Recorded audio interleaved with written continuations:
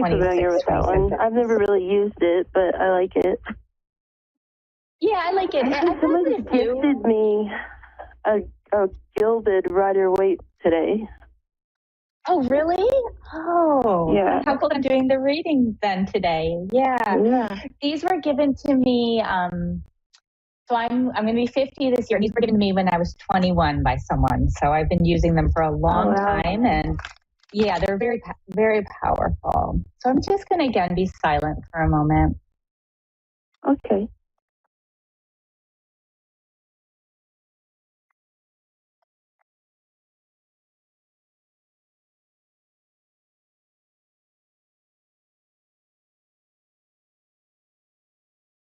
The other thing that's coming in, just as I'm giving thanks and I'm calling in your angels and guides, is Archangel Michael is very close for you right now, and he is there to support you on your path.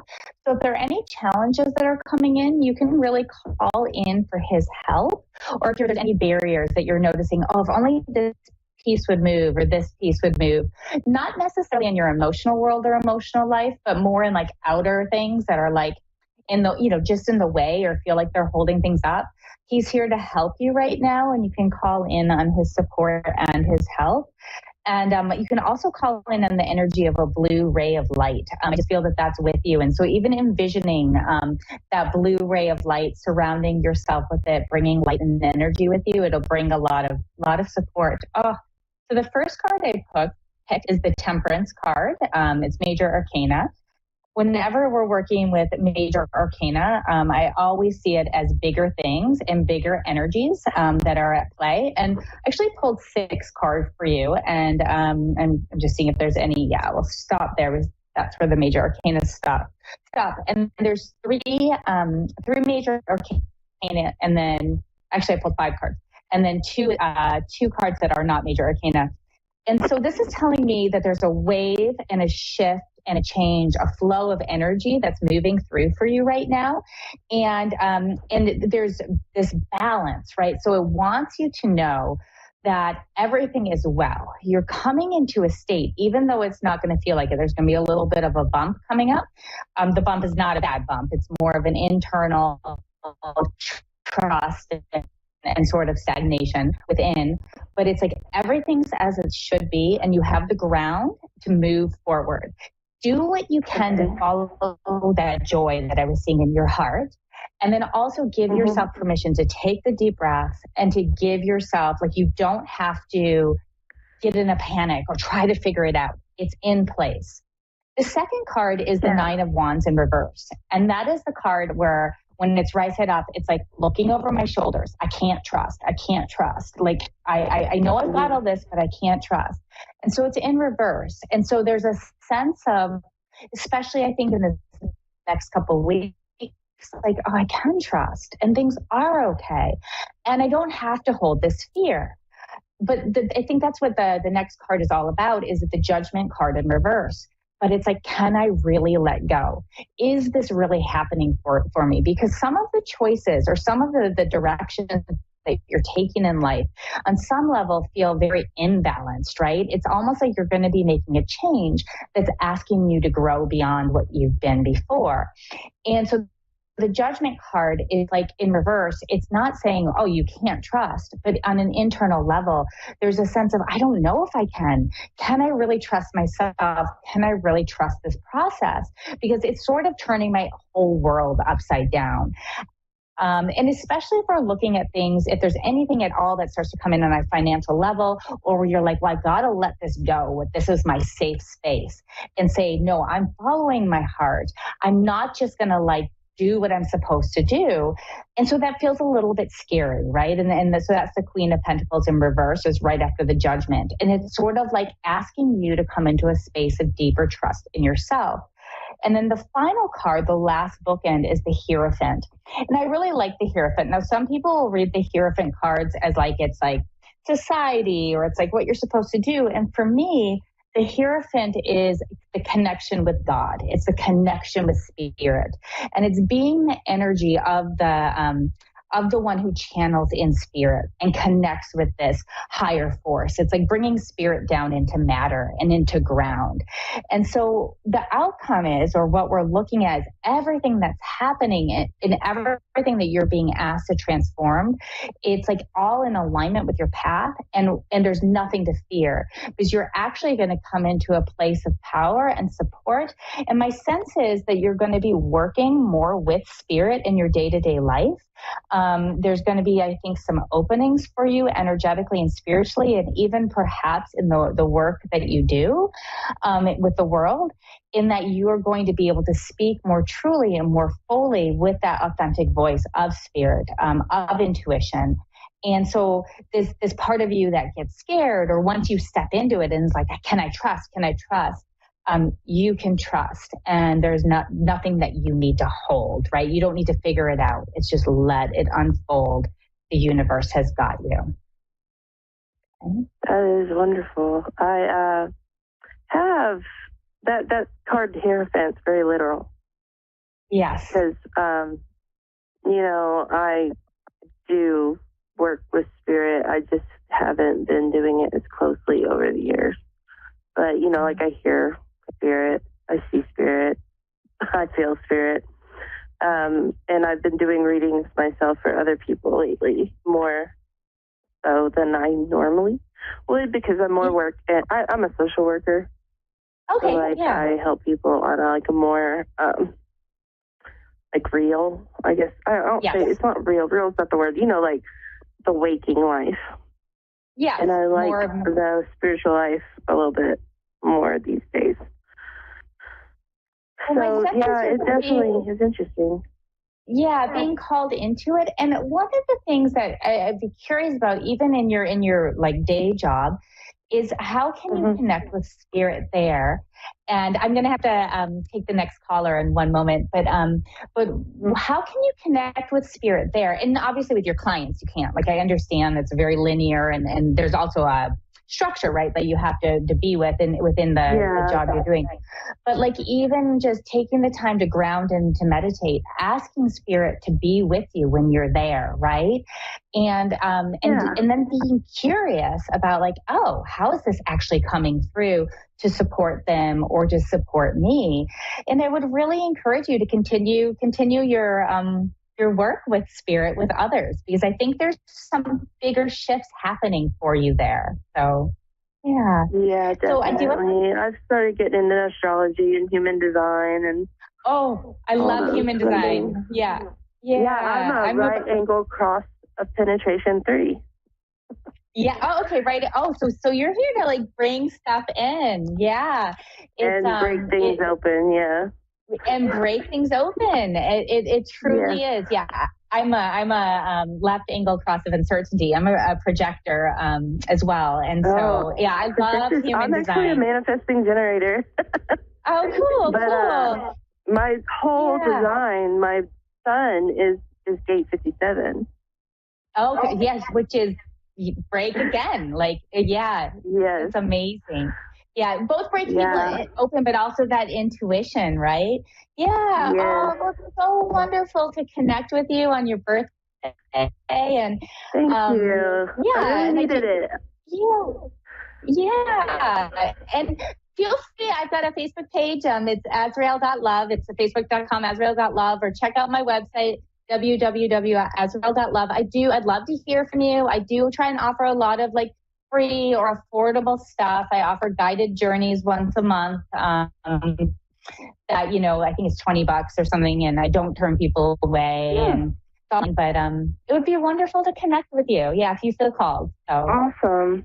Yeah. All right. Well, I will find you on Facebook. Right. Thank you. Yeah. A wonderful rest of you. And I'd love to take a call from Laura. I think I've got about 8 minutes here, and still. Yeah, I'm still here. Hello. Somerset. Somersworth. Yeah. Hi. How are you doing? It's wonderful to meet you tonight. Hi, I'm doing good. Funny you mentioned about working with intuition in business. Anyway, I'm doing good. Did you want my question or? Yeah, I would love your questions because I only have a few minutes, and I'd really love to give you some answers. It's wonderful to connect with you. Yeah.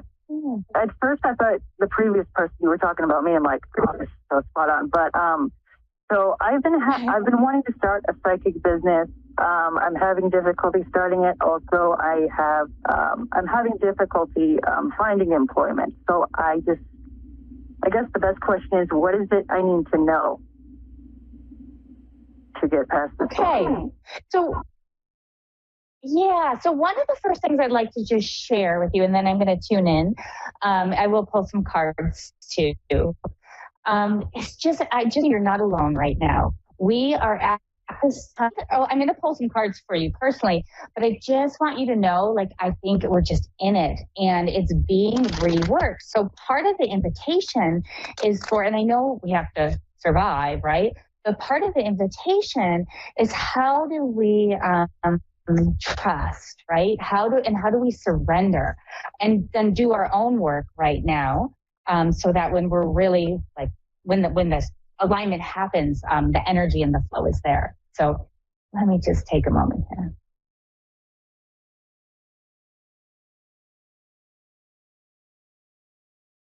So just want you to know you are so supported. You have so many guides and angels around you, as I'm sure you know. You are like a powerhouse with like the psychic energy or with the access that you have to it. Ooh, this is beautiful. Oh, beautiful. Okay. So things are going to move. So again, I think a lot of it is timing for you and trusting in the timing. The first card I pulled was the Ace of Wands, which is new beginnings, potent and powerful new beginnings, and fire, right? There's that passion, there's that energy. It's going to hit you like a spark, and it's just going to open up for you. So again, I do get the sense of timing. Now, this was the first card I pulled, so it's soon. Like, there will be some sort of shift soon. I still think it will take some time to come into full fruition, but there is going to be a shift or an opening or awakening that sort of like cracks and at least says, oh, here's a little flow, here's a little energy, it feels good. And then we have two major arcana cards. We have Judgment right side up, which is like all that you've been holding, right? All that you've been like, oh my God, I've been in it. Like, why? When is this moving? How can I move? It's like clarity. It's like flow. It's like being born again. So I'm seeing more awakening and more opening for you on a psychic level. And I'm also seeing a relief and a freedom from the stress. And so that is like in a bigger way. I feel like you're going to have a lot more connection with your guides and a lot more energy coming in where they're also going to be guiding you and showing you the way. There is the moon is the third card. And the moon, again, major arcana. The moon is great because it's opening you up to greater intuition, greater flow. I've got 2 minutes here. And at the same time, sometimes it feels hidden. And sometimes we have like our stuff come up, our emotional stuff, or it's like it doesn't feel like it's coming into fruition in the outer world yet. When I see it with Judgment, I'm seeing it again more connected to the intuition blossoming, but that there's still going to be those times of like, can I trust? Or I don't know what the way is, or like feeling lost, right? And I think lost, again, is not more about your abilities. It's more about, how do I put myself out there? What is the flow in this space and in this world? And so again, it's trust. And it's not about you doing anything until the correct invitation comes. And there'll be an invitation, an opening, something that's going to move you forward. That's with the Ace of Wands. It will come to you. It's not something that you have to search out. And I'm sorry I got cut off there because I'd love to take a little bit more time with you, but I have to go in like 30 seconds. So I hope that makes sense. Feel free to reach out to me on my Facebook page, or, I'd be happy if you're like, oh, this is what this meant to me, and you just wanted to share or process it for a moment, to do that through a message or something on there too as well. Right? Okay. All right. Thank you for your assistance. Yeah. Thank you so much. And thank you so much, everyone, for tuning in. I'm so sorry that there was a bad connection today energetically on the online, but the energetics were clear otherwise. And I really look forward to seeing you all next week. Thank you so much, Shelley and Laura, and I wish you all the most beautiful and wonderful week ahead. Remember that nettle energy. Pay attention.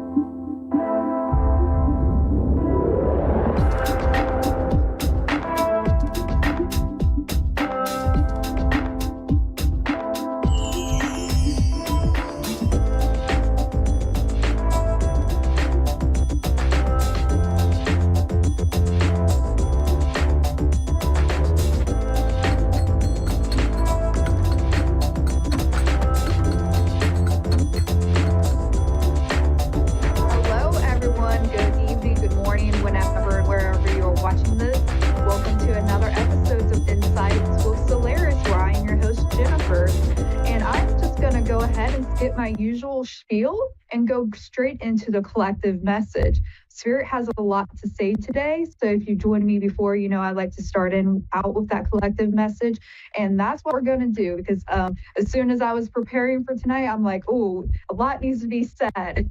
So let's see what Spirit has to say. And immediately, it is really time for a lot of people to begin making long-term plans. You may have been thinking about something, or you may have been considering to do something, but now you actually need to start making those plans.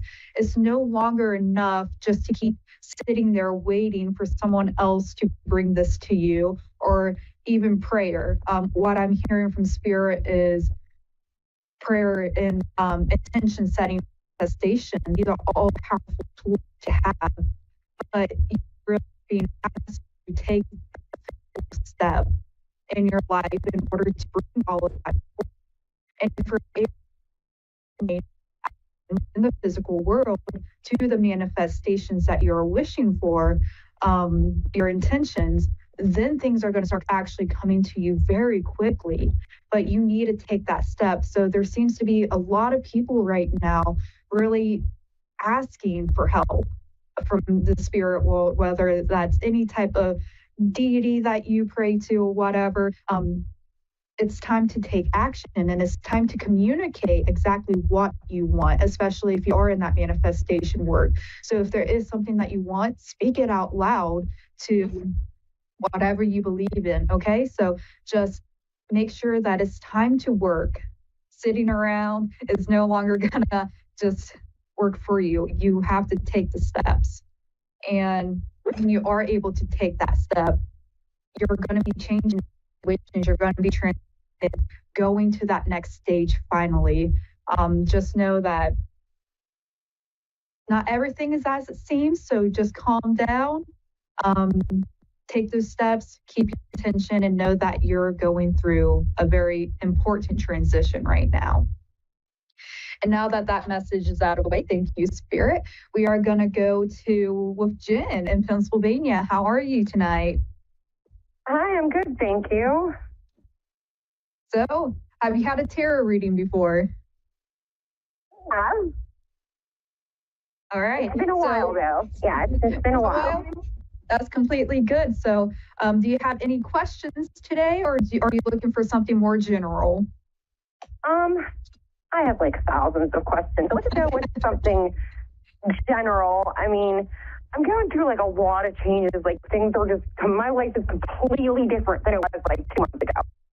So, you know, are things going to be like, I'm going to have a better year, maybe find someone I love? Like, I know my dad died 5 years ago, and I haven't been with anybody since. And I'm starting to feel like maybe I'm ready for that. Ready for that? All right, yeah, let's take this down and let's see what information we can get with the time that we as I'm filling into your energy and what I'm seeing initially with the cards here is I do see kind of a heart wall. And so sometimes this happens where we're still kind of holding on to situations. This could be anything. This could be just kind of fear of getting back there in relationships or the fear of not finding something. But it seems like you're still holding on and you have a wall up around your protection. And sometimes it's not good or bad. Sometimes we need that protection in place. But it does seem like you are focused more on what you have lost rather than the opportunities or what's currently around you. So if you're able just to focus a little bit within that space and say, okay, yeah, I'm ready. I do see this. I see that fire coming forward, the fire things have changed. It's still at the beginning stages.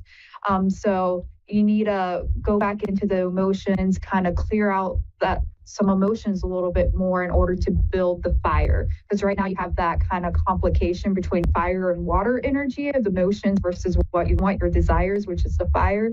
And as these two are like butting heads, right? You kind of have that stagnation period, even if you are in a very transformative time in your life. But I do like the career front. We'll go into a little bit of romance. It seems like you are getting ready to learn something new. So I don't know if perhaps you have been learning something or you make study of anything or that is what and I do see that being rewarded for you. I see that you're going to get recognition for the work that you do. So it's good if you are looking for. I'm not necessarily sure if I see you employed, but it does seem like you have the confidence and all of the around to make sure that you deserve. Because I see that hard work. And I do love this coming up because immediately as you're working hard and as you're starting to get that recognition in your workplace, you are building that inner fire that we were just talking about. As you're building your confidence back, that's when you're going to be attracting a new partner to you. You do have that on the horizon, which I really love. Ideals coming in, new inspirations. Oh goodness, I really love this. There may be some challenges at the beginning. So as you get into that more of the flirty stage, so I'm seeing this possibly more in January, February, before you start to feel more flirty and wanting to get out there, maybe dating a little bit. You will find challenges at first, but that's completely okay because you're going to be witty. You're going to have plenty of options, which is good, right? Because if you have options, you know what to work with. So it also seems like you're going to be a bit busy because your things are kicking up for you. You're going to have a period of time where you have a lot of activities. So balance is going to be. I'm seeing a lot of twos here, and Spirit's also showing me 75, number 75. So just keep an eye out for. I don't know how it will play out for you. You may see a sign on the side of the road with 75 on it, but that's just going to be a little marker saying, hey, you're on the right path, don't worry about it. Okay, what else? I wrote this down. I feel like that was important for some reason. Yeah. Because I don't know if correct that. I thought it was really important. Everything that you're so right on right now, I feel like that's especially with the heart wall thing, that's definitely like where I'm at. Like, but part of me wants to like jump back out there, and part of me like is really hanging on to a lot of fear. That, you know, nobody's ever going to live with the dead man. And we have to, like, with him and figure it out. You know, I have a little girl, too. So, like, you have to take her on, too. You know, she doesn't even have a dad. So it's like, yeah, there's a lot of fear there and a lot of, like, blocking things off.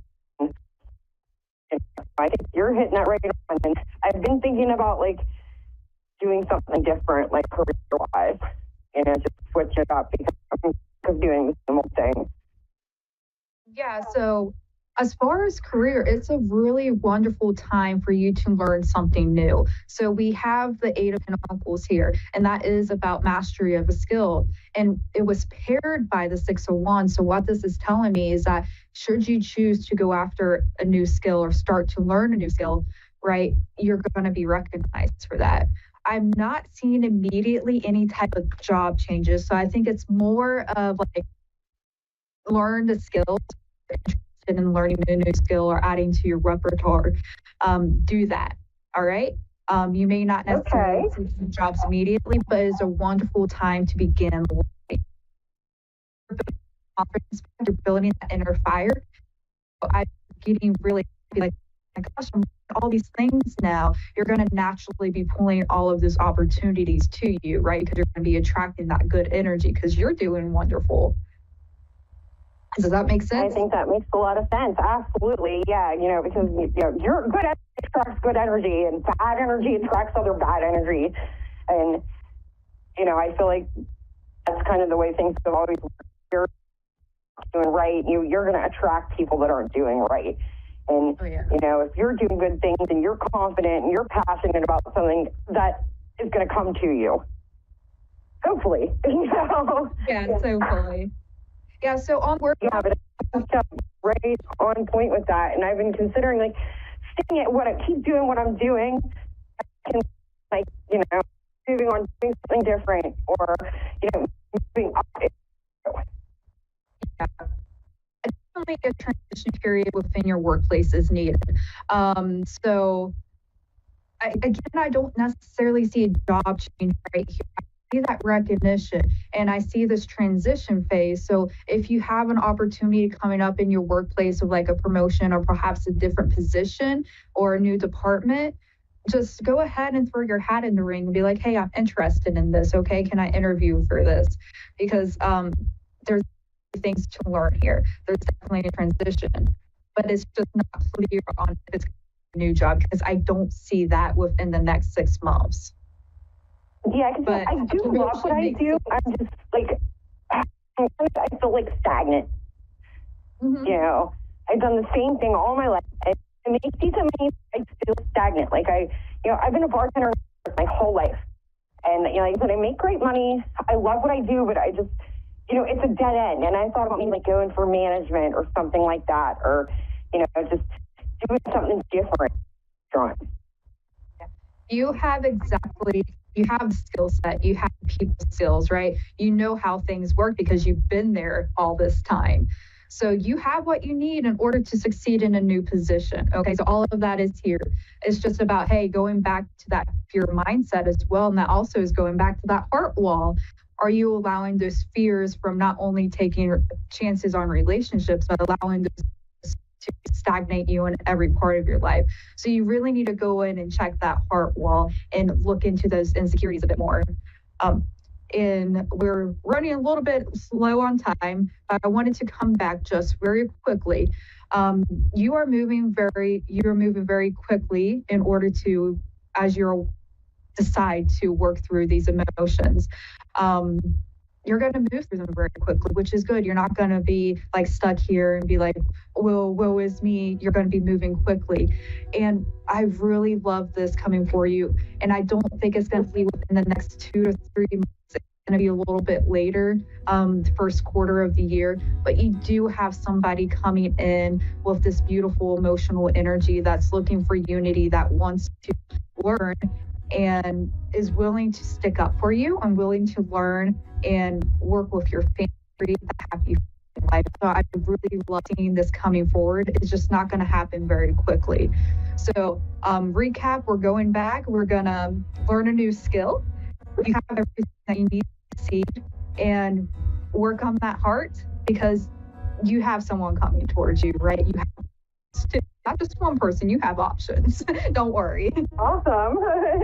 Awesome. That's great. That's what I like to hear. I said I'm hesitant, but I want it, but I'm still hesitant. So you're right. I do need to work on that and just, not be so afraid and just do it.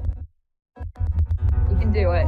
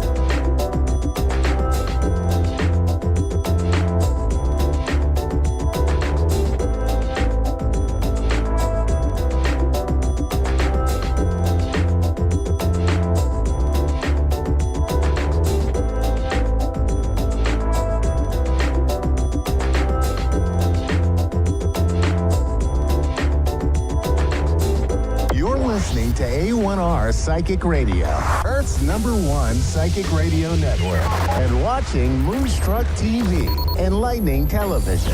Welcome. Time for Zodiac Zone with Melissa Markham. Live from MMAstrovibes.com. Connect direct. In North America, dial 888-454-2751. In London, 20-3519-2158. In Sydney, dial 02-8488-3147. Or online, contact us through our Facebook page, facebook.com/psychic radio. Or one of our websites, askoneradio.com or moonstruck.tv. This is Zodiac Zone on A1R, the Ask One Radio Network. Hi, everyone. First of all, happy Halloween. I don't know about everybody out there, but I love Halloween. I love the energy. I feel like the spirits and just the world that we can't see is, I feel like we're really connected, especially today with all of this, because it's in honor of this. And I just want to say that, I don't know, it's always been one of my favorite holidays. So let's talk about astrology. The first thing that I wanted to mention is tomorrow, November 1st, is a new moon, and it's a new moon in Scorpio. So like I say to all my clients, and like I've said on previous shows, new moons are new beginnings. And with Scorpio, it's all about transformation. So let's say you have an idea that you want to do something completely different for 2025, and you need some really good inspiration. This is a really good time to do that. It is during a new moon. New moons, like I said, are new beginnings. Very good to manifest in this moon. This moon is very transformative, and it's something that if you have this urge to do something very deep down in your soul, now is your time to do it. And I always say for things like this is to almost make a contract with yourself. And what that means is write it down. Write it down. Write what you want down in your phone, in your notes section, and be very, very specific. Generally, when people manifest, they are very general. They're not very specific. But the more specific you are, the more that energy will come to you, So, for example, let's say you want in 2025 a new job, or you want to meet somebody. Be very specific about those things. Write down specifically the type of job you want, the work environment. What are some of the things that you want to accomplish with that job? If it's a new business, be very specific about it. If with a person, write down everything that you're looking for in that person, from personality to height to commonalities between you and that person. That's where I think people get caught up with the manifestation thing. They're just like, okay, I want this. And then when they don't get it, they say it doesn't work, because it's really about the thoughts that you think about things. It's not about the mind aspect. It's really matching the head-heart coherence.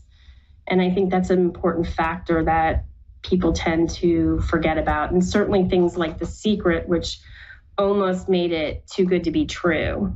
And you know what they say about too good to be true. If it is too good to be true, then that's what it is, right? So I just wanted to reflect on that. I wanted to say, too, that I feel that, with everything that's going on this year, don't get caught up in all the chaos. And I just, it's really about what you feel inside not what the world is doing. So I want to go to my readings now. Shawnee from Utah. Yes, Hi, Shawnee. How are you? Good. How are you? Happy Halloween. Thank you. Yeah. So what I am is an evolutionary vibrational astrologer. What I do is I really look for the core, for the sole purpose of why you're here, what is blocking you from living, your highest vibration. And that's how I looked at the chart. And by the way, the chart is yours. You're manifesting all of this. So if I can give you just a little, something on Halloween to inspire you, that's what I look forward to doing. So with that, what is your birth date, month, date, and year? September 9th, 1987. September 9th, 1987. Oops. 1987. Okay, what is the birth time? I'm not sure, but it's in the midnight hour. In the midnight, would you say it was after midnight? Yeah, like 12:07. 12:07. Somewhere around there. Okay. And just to let you know, I do readings professionally. So if ever you wanted to take this to the next level, I would recommend you getting your birth certificate.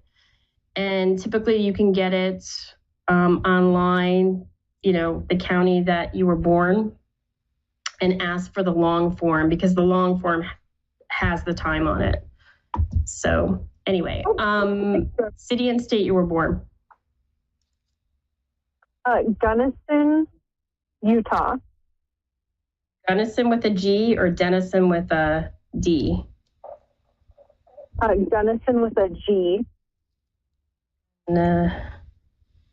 Okay, how do you spell that? Gunnison.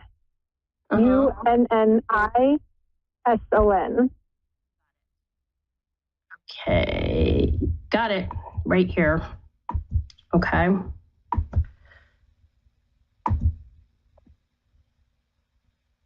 Okay, I figured this because, okay, so when we talk about soul purpose, what I look at in my charts is called the lunar nodes. And these are elliptical points in the sky, and they're very karmic. You come in from the south node, and the whole purpose is to get to the north node energy, which is going to bring you to your highest vibration. I would say with a south node in Libra, your south node is in Libra in the 4th house of Cancer, and your north node is in Aries in the 10th house. So these are your nodes and the things that you have to work on in this life forever. But the nodes in the sky change about every 18 months. And we are in Aries Libra right now. We're approaching Pisces Virgo, but we are still in Aries Libra. So what that means for you, south node in Libra, I would say in the 4th house, I would say you're definitely a people pleaser. You don't like conflict. You look at everything fairly, except for the fact that you sell yourself short on things. You put others before yourself. You could be a little bit codependent, and especially in relationship to family, because it's in the 4th house. The 4th house represents family.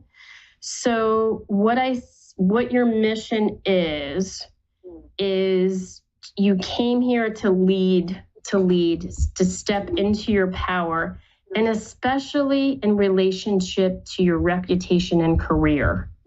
So if you have this driving force that's, in you to lead something, to maybe start your own business, to go for that management position, I would say absolutely 100% do it. Does that resonate with you? Yeah, it actually did.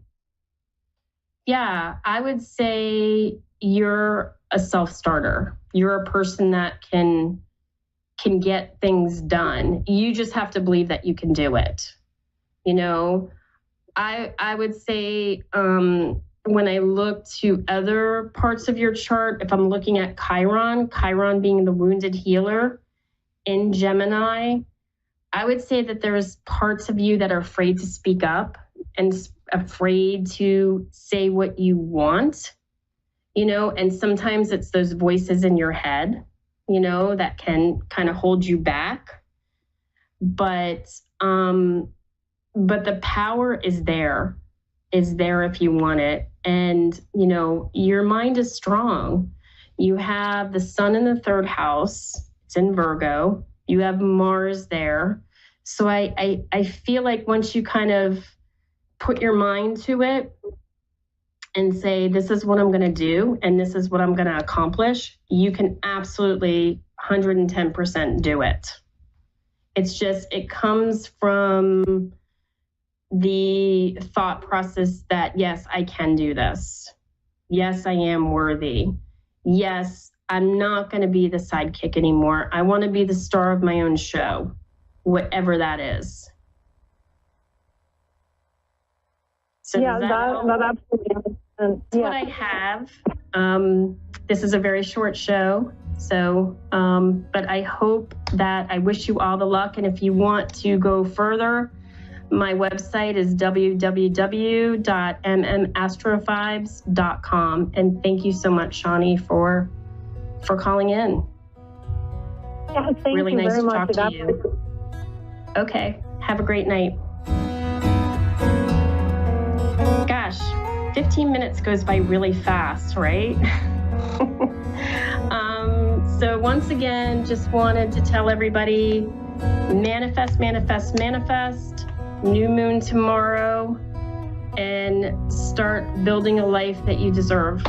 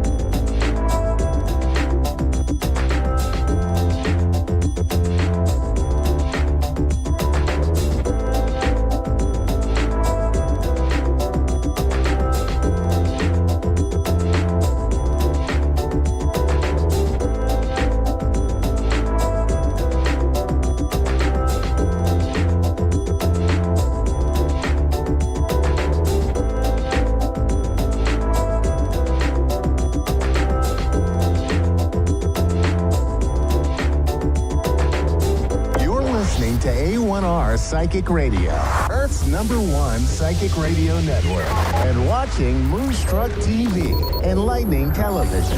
Welcome. Time for Sessions with Spirit with Gene Rose. Live from Facebook.com/Tarot Readings by Gene Rose. Connect direct. In North America, dial 888-454-2751. In London, 20-3519-2158. In Sydney, dial 02-8488-3147. Or online, contact us through our Facebook page, Facebook.com/Psychic Radio. Or one of our websites, AskOneRadio.com or Moonstruck.tv. This is Sessions with Spirit on A1R, the Ask One Radio Network.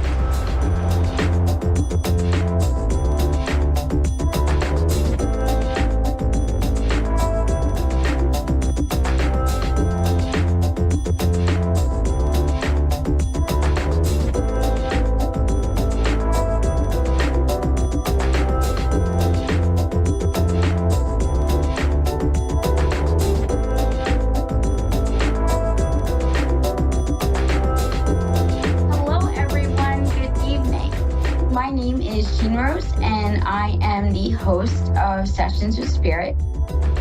Before I begin, I would like to give a shout out to my wife and daughter who are watching. I love you both. I hope you guys enjoy the show tonight. Guys, we have the full moon coming up next week. It is, of course, the Hunter's Moon. This is a great time of year for release.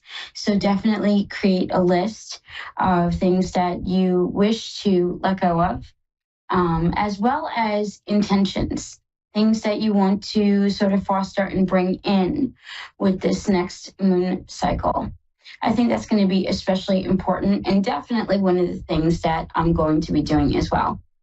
Also, a little tip, if you have any smoky quartz, this full moon would be the time to charge it. I know I have a small smoky quartz tower that I am going to be charging. So just a little tip. Of course, you can charge any crystal during a full moon, but the Hunter's Moon is especially good for smoky quartz. Guys, welcome. Another week, another episode. I can't believe it. Tonight we'll be taking 2 live callers. And of course, I don't ever know what they are going to be requesting to be read on. So that's always a surprise. So I never know if it's going to be tarot or mediumship. And as always, I'm going to kick off the show with a reading from one of my followers, one of my Stiggies. And tonight, of course, I'm going to read for Kathy from New York, my home state. So you know I am very happy to be doing this reading. Kathy, oh my gosh, love, I'm so excited to be doing this. I'm going to pull for general. Reason being, and I know when people hear that word, they're like, oh, gosh, like general, that seems kind of vague. It's like, actually, it isn't. It just means that anything and everything can come up in the cards, and the cards are not limited to just one area, such as like money or love or career. So I think that's especially important to know. That's one of the reasons why it is simply my favorite to pull on when I'm reading tarot. It's just one of those that kind of gives all the goods, you know, everything that you need to know, instead of a little bit of that and this. And it really does provide great guidance. So, Kathy, let's see what the cards have to say for you tonight.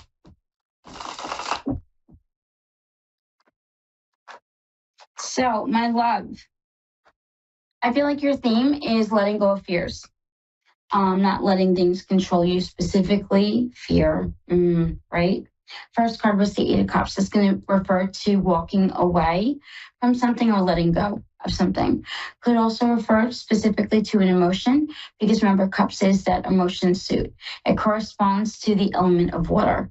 So all of that, the whole spectrum, the whole gamut of emotions, good and bad. You want to walk away and let go of those negative ones. So angst, fear, anxiety, doubt, anything that could be or serve as a blockage, you want to walk away from. Second card is the Seven of Cups, specifically in areas where you find that you are in a pattern or stuck in a pattern. Time to get off the hamster wheel, right? Time to get off. How you're going to do that is going to be the Devil card. The Devil card is going to refer to facing your fears head on. It also is going to refer to an abuse of power. It can also refer to fear, as I said before, and also being controlled by those fears. The Devil card also refers to like manipulation, being emotionally manipulated. Of course, fear can do that. Doubts, fears, and then, of course, those illusions, if we let them get, far enough from us. Then, of course, we have the beautiful Empress card. Anything that you're not sure of, it is perfectly fine to decide not to decide. There's no rush to make any decisions. In fact, I would take things in stride. Your final card was the beautiful Hierophant, and that card has to do with faith. So having that faith, not just in a higher power, but also in yourself and in the overall situation. That, for example, you can do it on your own. So not being scared, afraid. I did just pull one extra card for you, and it was the Five of Pentacles. That loss is going to be necessary for you to purge those things that are no longer serving you. So just be mindful of that and moving forward.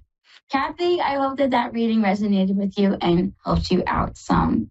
The point of readings is for us to receive not just the direction and insight we need, but also that advice, that kind of like light bulb moment where it's like, oh, okay, I am on the right path, or I am moving in the right direction.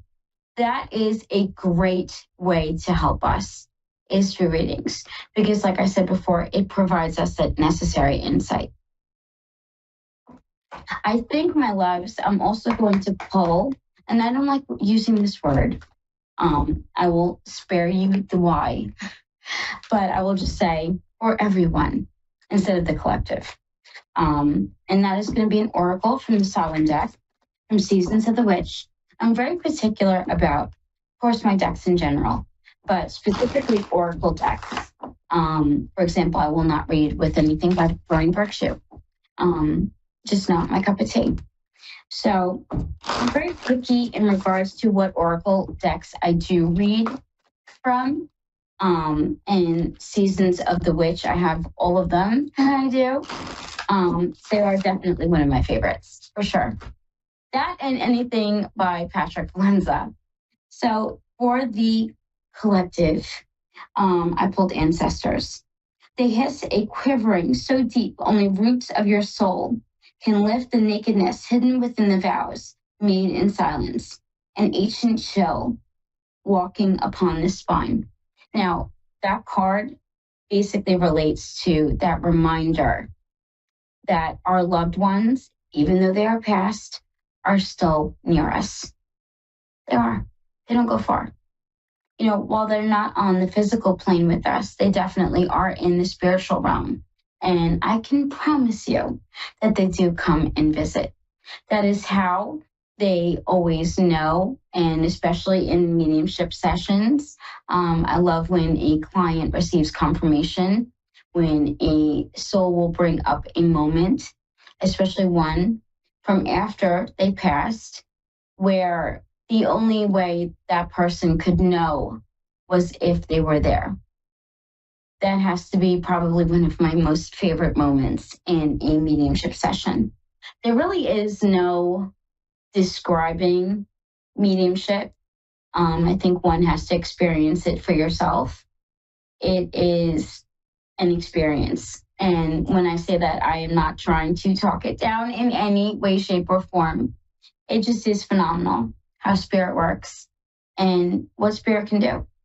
I always say that the moment I am no longer excited during a reading is the moment that I will retire, because not for nothing, I love getting surprised by spirit. I do. So going back to the card that is going to refer, like I said before, to our past loved ones being near us, being with us, and really guiding us through each day. Just because they're no longer with us does not mean that they're not there. And I know that could be a very hard pill to swallow, but it is in fact a reality. There's a reason why there are sayings such as there's life after death. It's not really over. It just is a new chapter. And that's it. So, guys, let me pick these cards up. I think we're going to do a caller soon, which I'm really excited for. So that I can't wait. I think we're going to do Shantae. Hello, Shantae. How are you? Hi, I'm fine. How about you? Oh, good. I'm good, love. Thank you so much for asking. What are we reading on tonight? Well, I guess I was wanting some general as well. Oh, amazing. One of my favorites. Okay.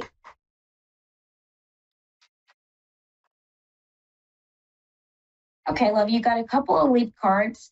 Leap cards are going to be cards that jump from the deck as the reader is shuffling. They don't mean anything negative or bad. It just is spirit putting a specific emphasis on those cards. You actually received 3, which is kind of cool. Usually it's 1, maybe 2. But to receive 3, it's like, okay, this is what you need to focus on. The first card was the 9 of Pentacles. You do have stability up ahead, but you're going to have to stop overthinking and overdoing things. That's going to be of the utmost importance. I think you know exactly what I'm referring to or speaking of. Just things that you keep coming back to, no matter what. Even though you know the situation is going to work out, you still keep falling back and like, okay, what if this happens? Or what if that happens? Best advice I can give you is definitely do not walk into something either expecting nothing or expecting the worst. Reason why is going to be that is exactly what you manifest. No matter what the situation, you always want to expect the best. That I cannot stress enough. Your second card was the 9 of Wands, setting yourself up for success, putting yourself in positions where you find those opportunities, even those possibilities, for you to gain even more momentum. The last of the leap cards was the 3 of Cups. Do you have like a raise coming into play, or are you applying for a job? What is with career? Yes, I'm applying for a job. Yes, Queen. Okay. I love it. I think you're definitely going to land one. First card of the actual reading was the 6 of Pentacles. That's going to refer to help coming in a time of need. Now, I will throw it out there that the Pentacle suit does refer to money and material things. Just a money suit, right? So it also, in turn, relates to income. So I think, and I wouldn't give up hope. Have you been trying for a lot of jobs? Like, have you been just getting turned down left and right? Or people will be like, oh, I'll call you back, and you never do. Yes. Oh, love, you're probably getting discouraged. Don't. I know it's way easier said than done, but I'm telling you, you are on the horizon of that blessing. You truly are. It's right there at your fingertips. It's just that spirit doesn't want you to give up yet. The next card in the reading was the Star. That's going to refer to a hope, wish, or dream coming true. That card also does refer to harmony coming back into play. I think once you land the job, everything is going to fall into place, and even some of that financial stress is going to let up. I also want to throw it out there that I think your hourly wage is going to be more than you expect. It might not be by much, but still, in the end, it will, even if it's just by $1 or $2, will be way more than you were originally expecting or hoping for. The next card was the Hangman, and that card fell reversed. I'm very happy to say that.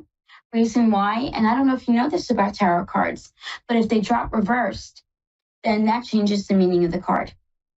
Now, if it were to fall upright, it would refer to you remaining in a state of limbo. However, yours fell reversed, as I said, and that is going to refer to a situation coming to an end. So that lack of employment coming to a close and that gainful employment beginning. Does that make sense? Yes, ma'am. Oh, excellent. The last 2 cards were the Page of Swords followed by Justice. Page of Swords is the start or beginning of something new. Did you apply to anything in like communications or dealing with communications? Yes. Phones? You did? Okay. I was going to say that Page of Swords was a little telling. No worries, love.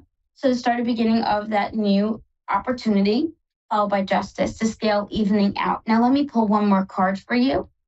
Just because who doesn't love extras, right? So then the extra card I pulled is going to refer to a situation coming to a positive end or positive close. It refers to a lack of a disappointment, even a lack of a betrayal. So it's definitely obvious to me that it is not only going to work out to your favor, but it's going to be a bit above and beyond.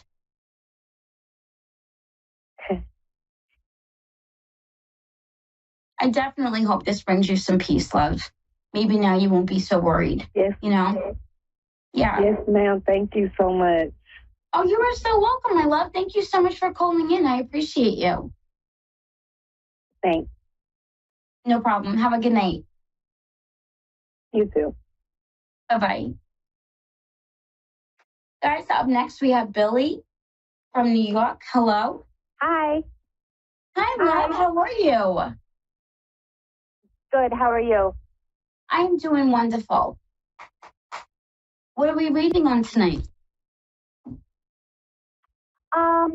Family relations. My mother is ill, and I'd like some advice where to go with. Oh, no problem, love. I'm sorry to hear that.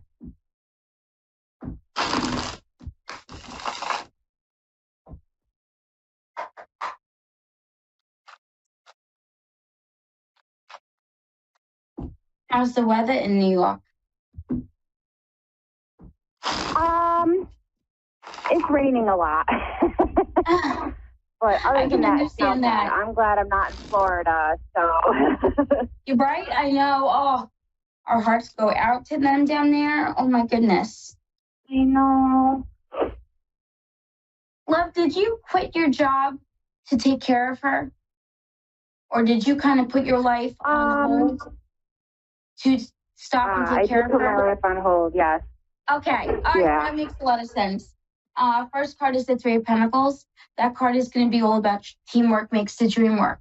The next card was the Tower, though. That card is going to refer to feeling like the carpet was ripped out from underneath you.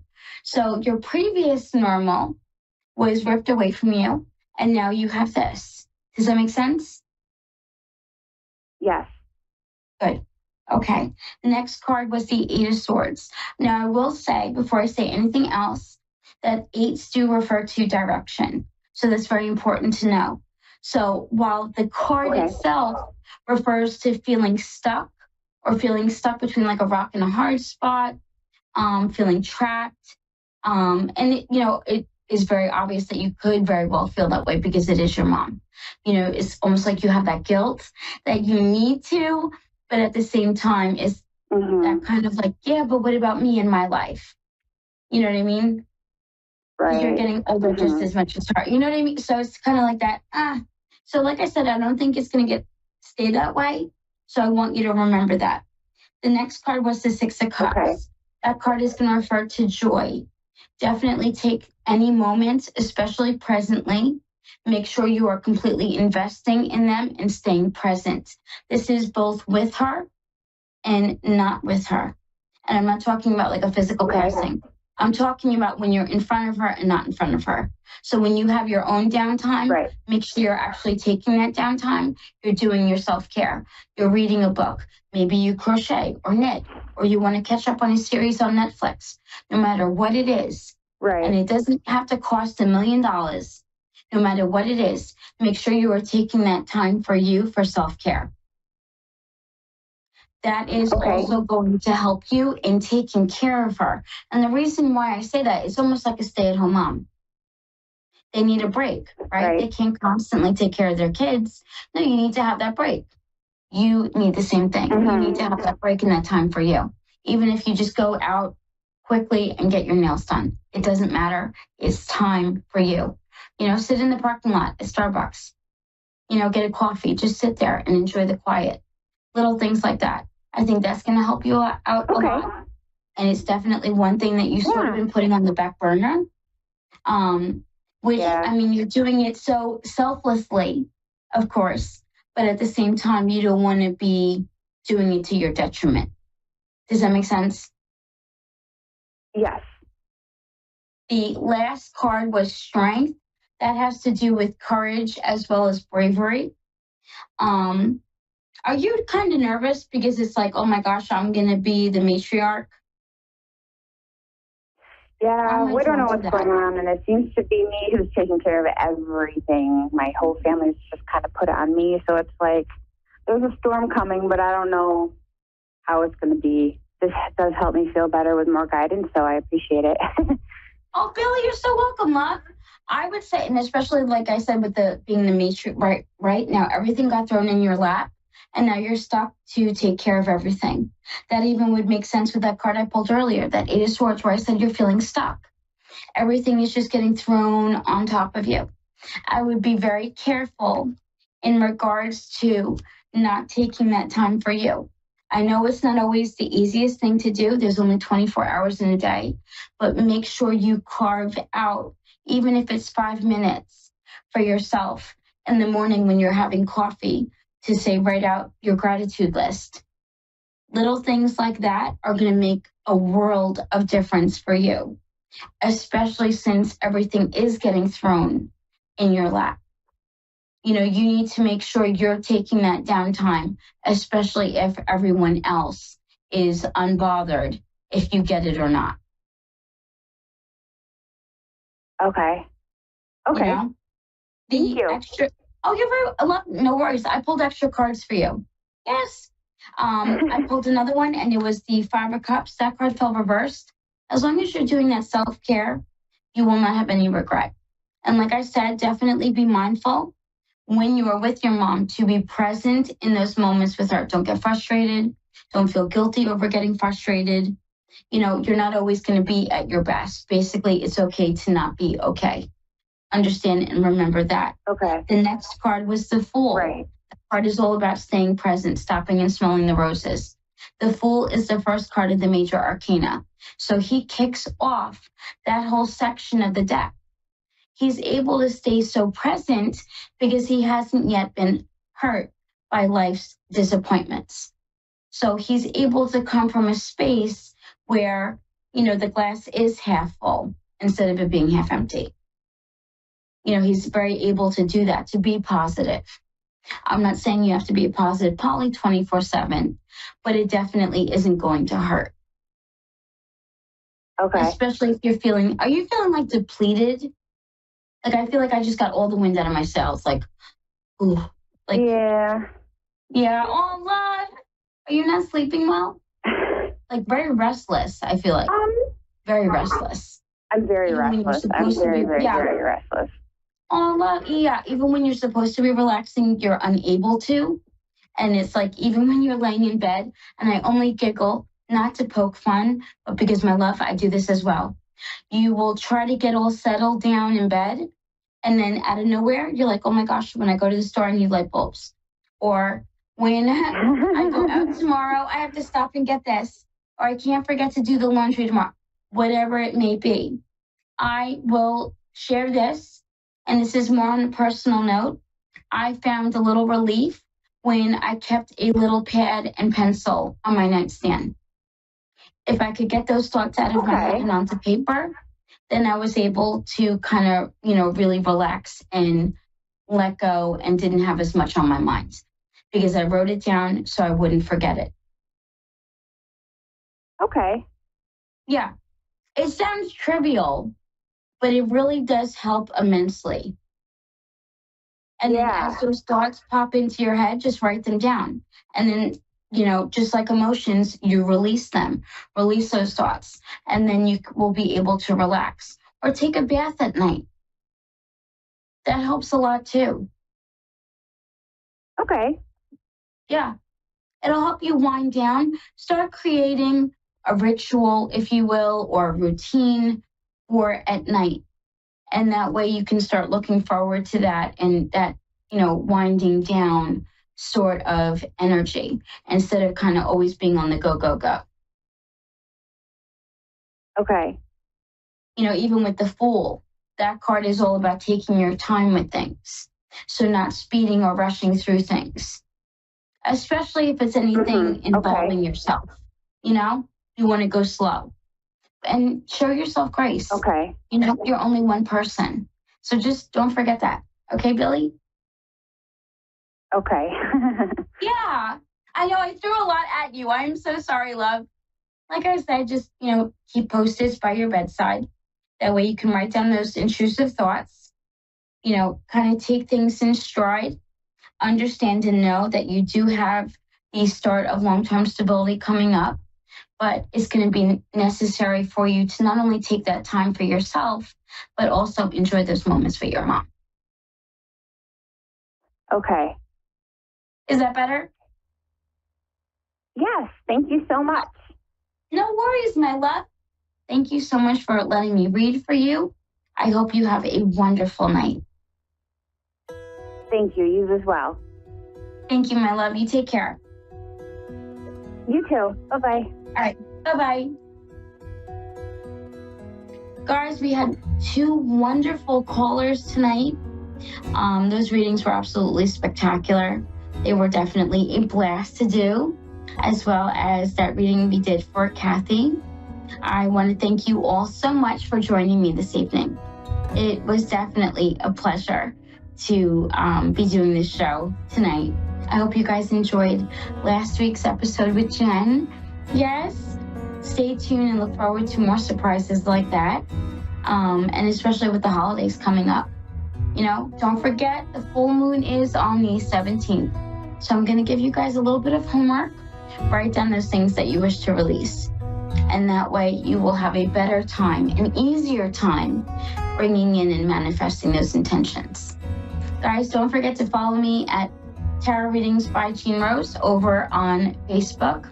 You can also find me on TikTok at Mrs._Stiggy, Stiggi. Definitely find me over there. We have a lot of fantastic things coming out this month, including merch. So yeah, maybe pop in and say hello. Also, don't forget, I am available for private sessions. So if you like my style of reading or would like a mediumship session, feel free to contact me to get that set up, and I will get you on my schedule. Guys, I love you all. Thank you so much for another beautiful episode. I wish you all well. Have a wonderful night. Be blessed. Take care of each other. But most importantly, take care of you. Good night, guys.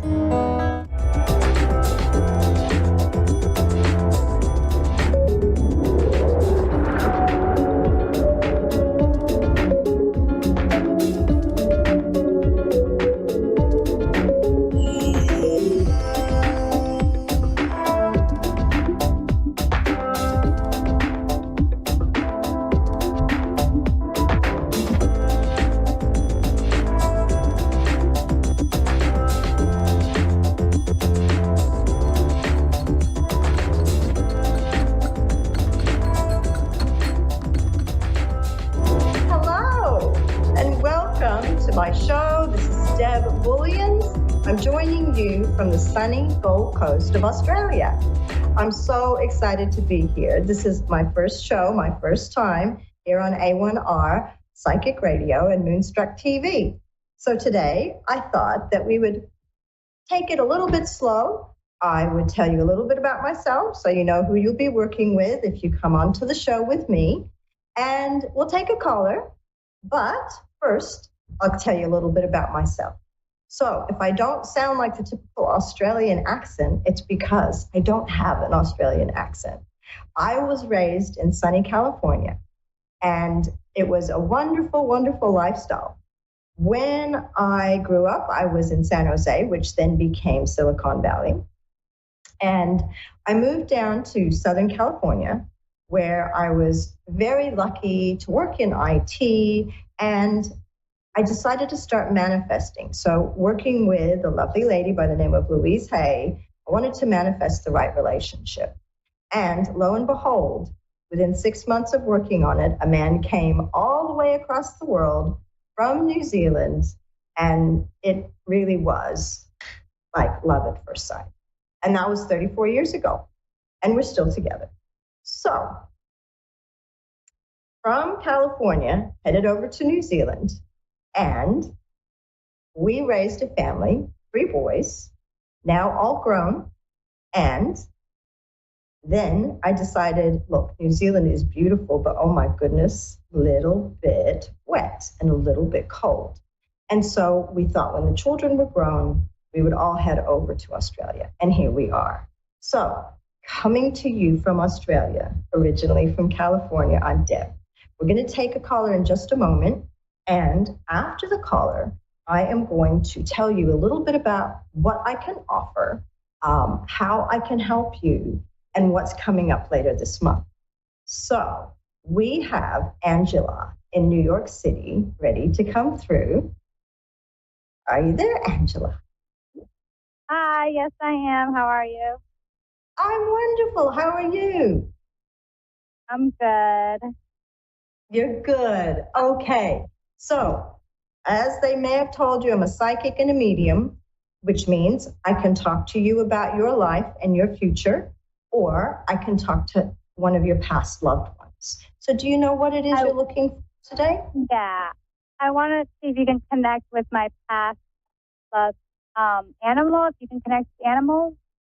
I can. Okay. So, bear with me. I just want to get them a little bit closer. So I've got 3 coming forward, so I'm trying to separate them. So cat, dog, is that right? Well, I mean, the main one that passed that I'm trying to connect is the cat. Right, because I had the cat come in first, but then I had a dog, and then funnily enough, I heard the word bunny. So have you ever had a rabbit? Yeah, I had like a black rabbit like 20 years ago or something. Because so they're all piled in. They're all here to see you, Angela. So let me focus on your kitty cat. Bear with me. So this is a very magical cat. Yes?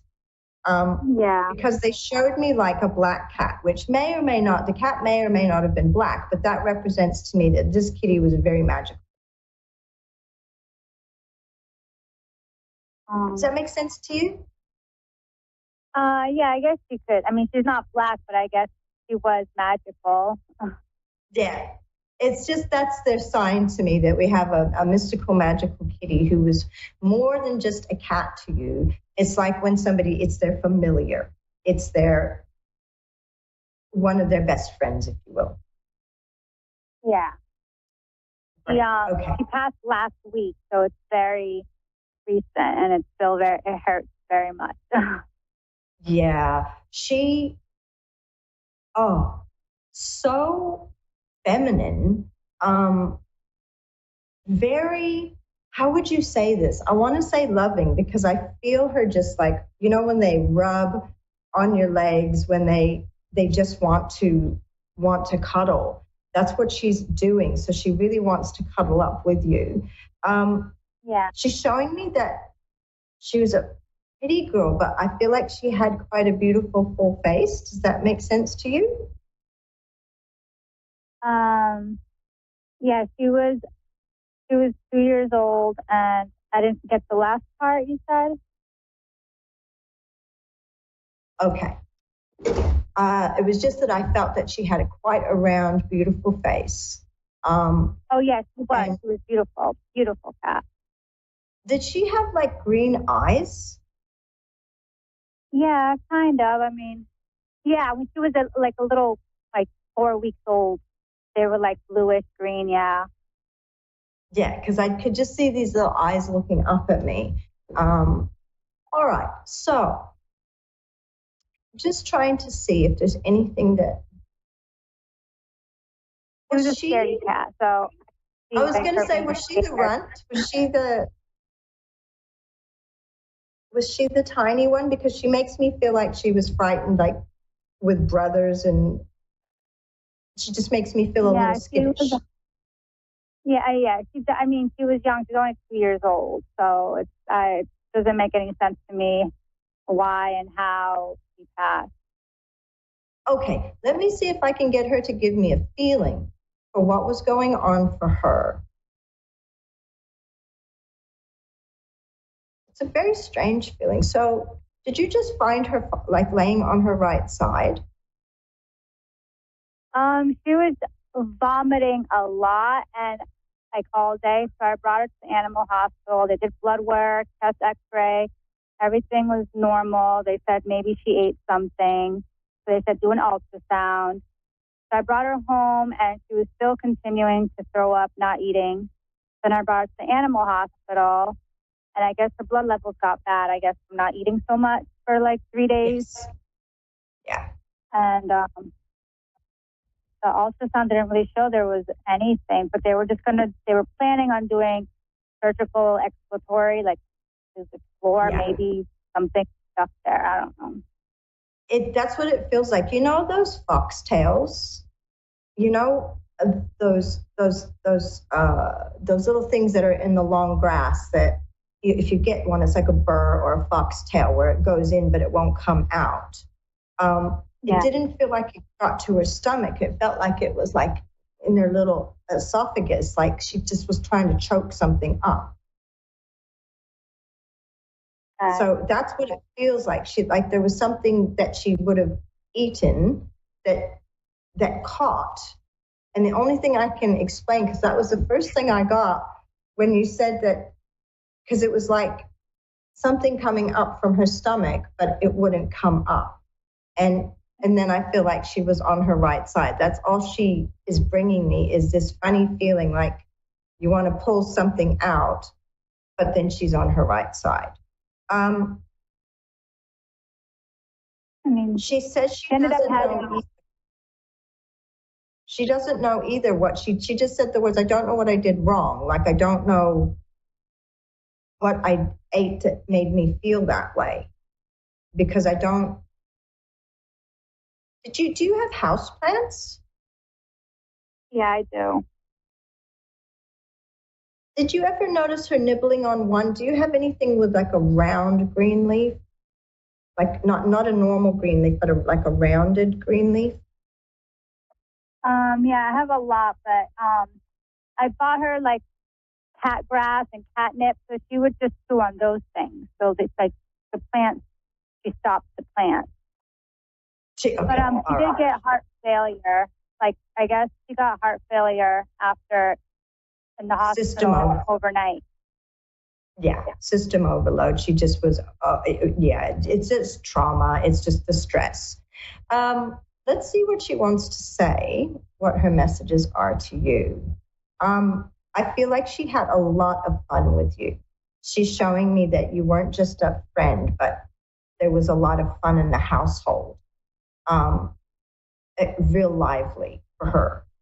A lot to play with. She got a lot of love.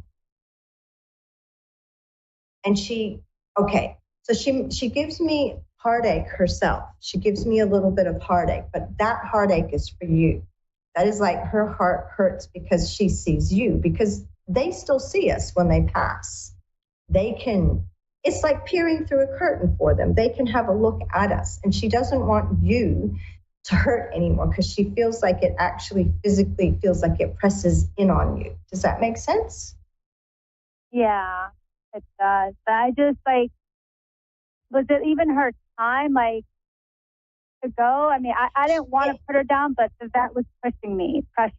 It was her time, as far as she could not clear whatever this was. And it had to be meant to be, because the way she's saying is, I don't know what I ate that did this. So only thing I saw was that you had some really gorgeous plants with green leaves. And I wondered if she had a nibble, but that doesn't explain the burr.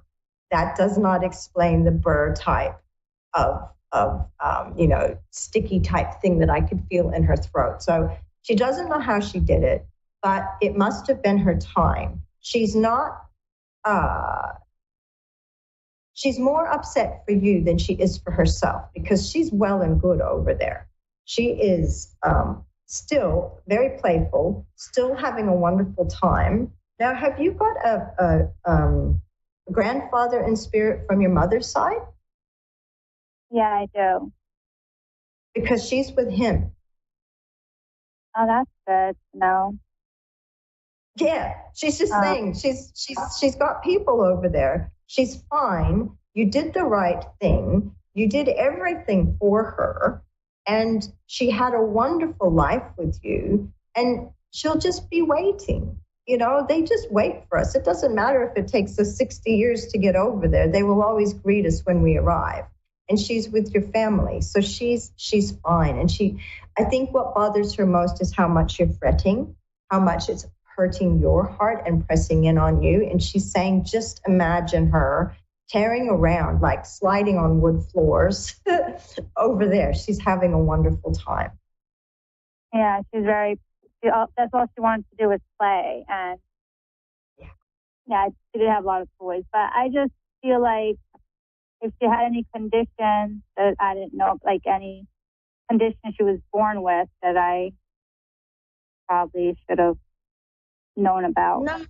Not that you would have known about. If anything, like I said, it feels more like esophagus where it meets with the stomach. It feels like there was something she was trying to bring up. So if she had, I know it happens I'm not a medically trained person, so obviously I can't tell you for sure, but I know that sometimes we get folds in our own esophagus, which makes things difficult to go down or to come up. And it just feels like there was something there between the esophagus and the stomach. She's not sure what she ate. It's like sometimes an animal will tell you, I ate such and such, and you'll see evidence of it. But she's not sure. And she says... Was she in pain? She was uncomfortable because you know what it's like yourself when you have a cough and you want to bring something up. So you knew she was in distress, but she wasn't in pain. It was just the distress of, gosh darn it, I can't get this thing out. Whatever this is, I can't get it out. So she feels for you because it wasn't as traumatic for her as you might have thought. And for her now, it's over. It's done. She's playing. She's having a great time, but she worries for you. So know that if you talk to her, she will hear you. And know that she is literally there visiting. So you might feel her jumping up on the bed or jumping up. Did you have a gray couch? Yeah, I did. Yeah, because it's like jumping up on a gray couch. And she's saying she's always going to come back and visit with you. And she hears you when you talk to her. So please, don't fret for her. She is okay, and she is with family. Thank you. I appreciate that. Thank you, Angela. I hope that brought you some comfort. Just know that our animals are always there waiting. They hear us when we speak to them, and they do come for little visits sometimes. You might feel the pitter-patter of tiny feet jumping up on the couch or wherever she liked to sleep. So thank you so much. You've been my first caller, and I've really enjoyed talking to you, and I hope that your heart rests easier. Yes, I appreciate it. Thank you. Thank you, Angela. Bye-bye now. All right, I just wanted to take some time to talk to you all about the other side. When we do mediumship, it's always interesting what people's thoughts are on what will be happening for their loved one on the other side. And they always are okay. They find each other, they find their friends, and our pets end up going to the people that we loved as well.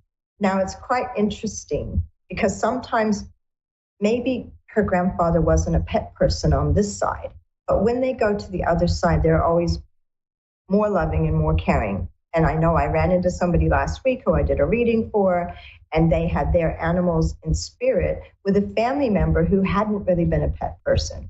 But I was able to describe them to a T, and they were absolutely happy that their pets were fine.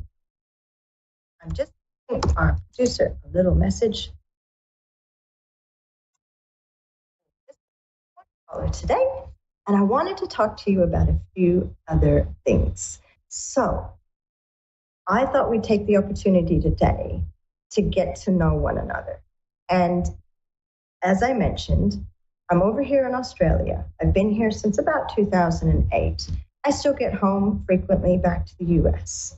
But I wanted to tell you, I not only am a psychic medium, but I founded and established Spirit Quest School, which is an international online school for people like yourself to learn how to do this.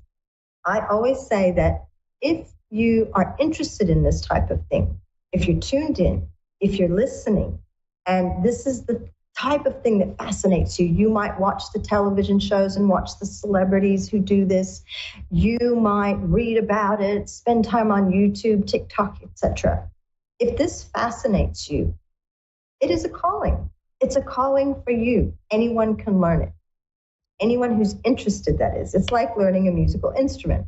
So if you really, really wanted to learn the drums and you took the time to work with somebody on how to learn it, or even watched on YouTube, got the right equipment, and practiced, you could learn. And so my story is about thinking that I wasn't a psychic medium, but wanting to be so much. As a child, I could do really interesting things, such as I remember we would go to get in the car, and this was in the day before the internet. We would go to get in the car, and I was 4 or 5 years old, and I would stop and I would tell my mother what song would be on the radio, because I'm a real music fan as well. And she was just shocked almost every time. And for a while, she was excited about that. And she was like, I don't know how you do that. And then she was like, shh, don't tell the neighbors, don't tell anyone you can do this, because she didn't know what to do about it. When I was 6 years old, a family friend passed. And it was a woman who unfortunately had dementia. She knew my grandmother. And she'd gotten, sometimes people with dementia can get quite grumpy. Their personality changes.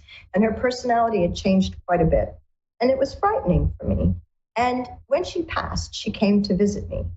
And I remember it as clear as day. And that's the difference between a visitation and a dream. You never forget it. It's like they're really there. So it was a little bit of a frightening experience for me. It was the first one, and I knew that she'd been very unwell and a little bit scary at times. So it wasn't the best visitation. But these things happened all through my life, and I still believed, because I couldn't make it happen on cue, like when I wanted to, that I wasn't a psychic medium, and I was fascinated with it. I did my first tarot reading at 18, and it came true the next day, and I'll tell you more about that another time. And I found my first teacher because I'd been hanging out in cafes and libraries, getting books on this type of thing, trying to learn about it. And I found my first teacher at a local, I guess you call them college over in the US. We call them universities over here, who taught meditation and how to connect with spirit guides, angels, etc., and do a little bit of internal body scans, meditation. And it was fantastic. And I said to Spirit, if you will bring me the teachers, I promise I will share everything I learn. I won't hold back and keep any secrets just for myself. And so I was fortunate enough that there was a 20-year gap in between teachers, and then I had a couple of very good teachers. So that's what prompted me, after I cut my teeth in the industry, began to be of service to people giving these readings. I did what I promised Spirit. I fulfilled the promise to open Spirit Quest School. So what do we offer? I teach from beginning psychic skills to advanced psychic skills, beginning mediumship skills to advanced mediumship skills. I teach the Akashic or Akashic records, depending on how you pronounce it, which is reading people's records of their past lives as well. And I'm also a Reiki master, so I teach Reiki 1, 2, 3, and 4, and teach others to step into their spiritual gifts. I do courses like Angel Encounters. There's so many different courses available. Now, each week we're going to choose a different topic, and I'll teach you. You don't have to come to school. I'll teach you some tips and tricks online. I just wanted to introduce myself today, allow you to get familiar with me and know what I could bring and what I could offer, so that if you do call into the show, if you there is something that you want to know, whether it's about a past life, whether it's about an animal or person who has crossed over to the other side, Whether you're wanting to know something about your future or your present, you're stuck at a crossroads, I can help you. And also we'll spend the second half of the show teaching tips, tricks, techniques, and letting you know about upcoming classes, online circles, because that's a very casual way to learn and very inexpensive way to learn as well. So each week, a little something different. I'm hoping that together we're going to have a great time. I'm so looking forward to meeting more of you, working with you, providing whatever services that I can provide for you. And I'm hoping that you'll cruise over, have a look at the websites. Now, I'm in the process of updating them to show you a conversion rate so that you can understand that you're not paying what we pay over here in Australia. You save yourself about 40% off of those prices. So I'm in the process of getting that all updated and getting the new course date set with times that are more suitable and convenient to North America. So I hope that you've enjoyed today meeting me, and I look forward so much to working with you in the future. And again, you can find me at www.deb, that's D-E-B,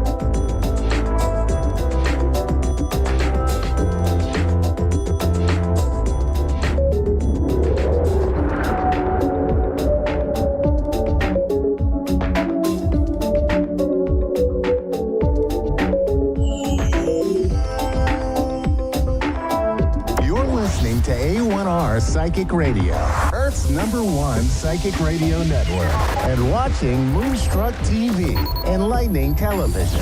Welcome. Time for the Hallie Elise Show with Hallie Elise. Hallie Elise. Live from HallieElise.com. Connect direct. In North America, dial 888-454-2751. In London, 20-3519-2158. In Sydney, dial 02-8488-3147. Or online, contact us through our Facebook page, facebook.com/psychic radio. Or one of our websites, askoneradio.com or moonstruck.tv. This is the Hallie Elise Show on A1R, the Ask One Radio Network.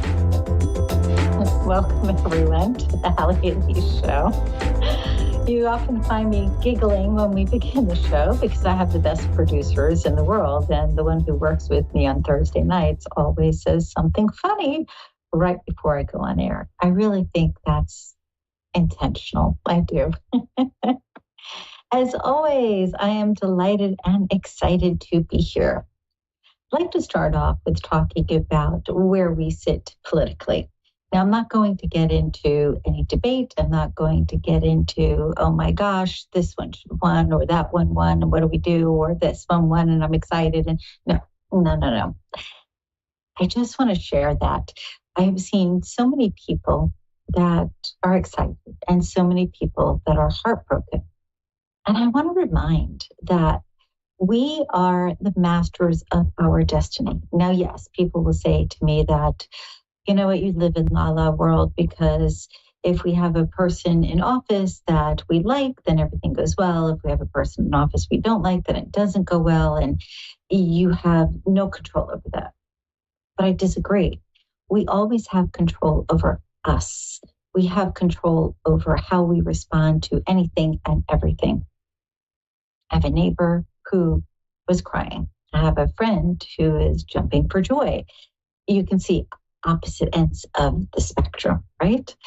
What I want to impress upon you truly is, again, you are the master of your destiny. Even in the worst of times, people have been successful. Even in the worst of times, people have gotten married and had celebrations. And even in the worst of times financially, people find a way to tap into that inner strength and have joy. Now, if you love the new office, that's great. If you don't, then focus on that inner part of yourself. And for those of you who love, try to love the people who disagree with you. And I know that's a tough one, but really and truly, we always hear about our brothers, our sisters. And it's interesting because we all think, oh, not my family. I don't want to deal with them. And yet, universally, we're all connected. Energetically, we are all connected. What one experiences, we experience on some level. We don't have to like the same things. We don't have to agree on everything. Though we all function the same way. We all function by a connection with the divine. We all function with a heart. We all function because we breathe. These things truly are universal. When I say that, I'm not specifically talking about our universe. It is said that we have a multitude of universes. I remember studying with one of my mentors many years ago, Dr. John DeMartini. He's phenomenal. If you have a chance, take a look at him. And it came up about God and the universe. And he was talking about how some study has been done wherein a telescope found that at the edge of our universe, it looked as if there were big waves, almost as if you were looking upon an ocean. That's kind of interesting. It makes you realize that we as a people, when it comes to the vastness of all that exists, are just a small part. Why not make our part as joyful, as peaceful, as loving as possible? When it's all said and done, it's not who won a political race or who made things good or who made things bad. It's how did we respond? Were we in a place of contentment? because we connected with ourselves and with the divine? Or were we in a place of sadness and creating havoc? You always have a choice. And I know we have a lot of callers that come from different parts of the world, and yet everybody is aware of the US and what's going on and what's been going on, what is to come. We have to work together. We don't always have to agree, as I said a moment ago. However, give some thought to what your inner power is. If you want to make change, be the impetus of that change. Literally be that change you want to be, whether it's successful, whether it's in politics, whether it's in romance. Really focus on your inner power and actually send it out. Okay, all of that said, I believe we have Virginia on the line. Hi, how are you? I'm good. How are you? I'm doing great. Thank you very much. Sorry about my little... Sorry about my little... Pardon? I'm sorry. I can barely hear you. Yeah, we're having a little weirdness with the connection. Do you have perhaps more than one device on? No, I don't. Okay. I don't know what that's about. Mr. Producer, can you take a look at what's going on, please? Okay. Dave checked everything. He says everything is clear, at least on this end. So hopefully you'll be able to hear me. Do you hear me any better now? Yes, I can. I just swapped from Android to iPhone, and it is a debacle, to say the least. So that's probably what it is. It's probably just me. Okay, not a worry. If that's the worst thing that happens, I think you can manage, right? Right, that's for sure. Was there a specific question you wanted to address this evening? Not really. I'm going through a career change, and obviously money's tight for everybody, but it's put a little strain on our finances. We've been trying to get a house and things like that, and kind of hitting a brick wall when it comes to the housing market as well. So, and I don't want to be that cliche person that says money, because there's bukus of other things I could probably name. So not really, though.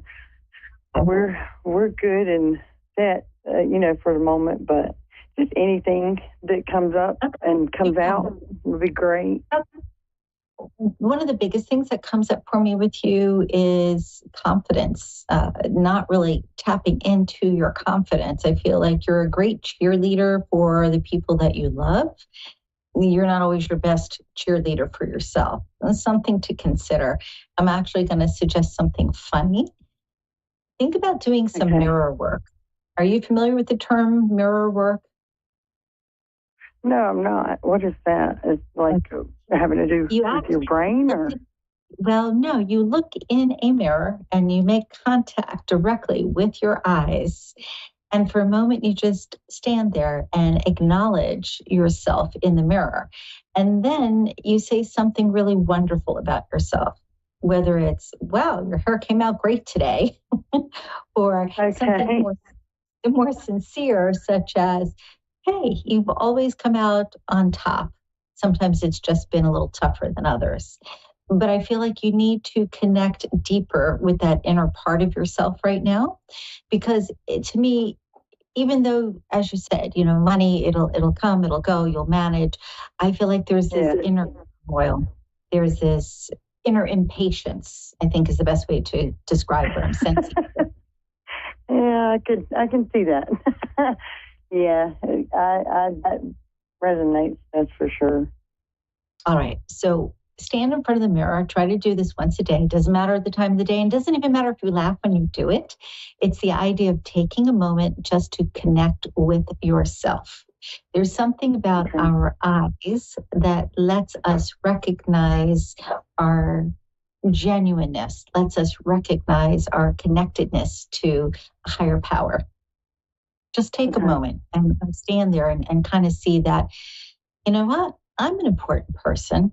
I matter. My thoughts matter. And you don't have to say these words, but it's the feeling that is connected to it when you see yourself, and recognize that even if you're feeling impatient in the moment, it's just a moment. Because what comes to me is overall, you have a nice life. And I will say, as far as your house situation, you could still work on it now before the new year, but my overall sense is the springtime is going to be much better for you to make a choice and for things to fall into place. So you can push now and you can make things happen. But I feel like it's a bit of a struggle. Whereas if you can wait off, you'll find there's a lot more ease. Now, the other thing that pops up right away here for me is knees. I get specifically right knee, a little sensitivity there. And knees, to me, ankles, feet, knees represent moving forward, allowing yourself to take that leap of faith. And I think that's a biggie for you.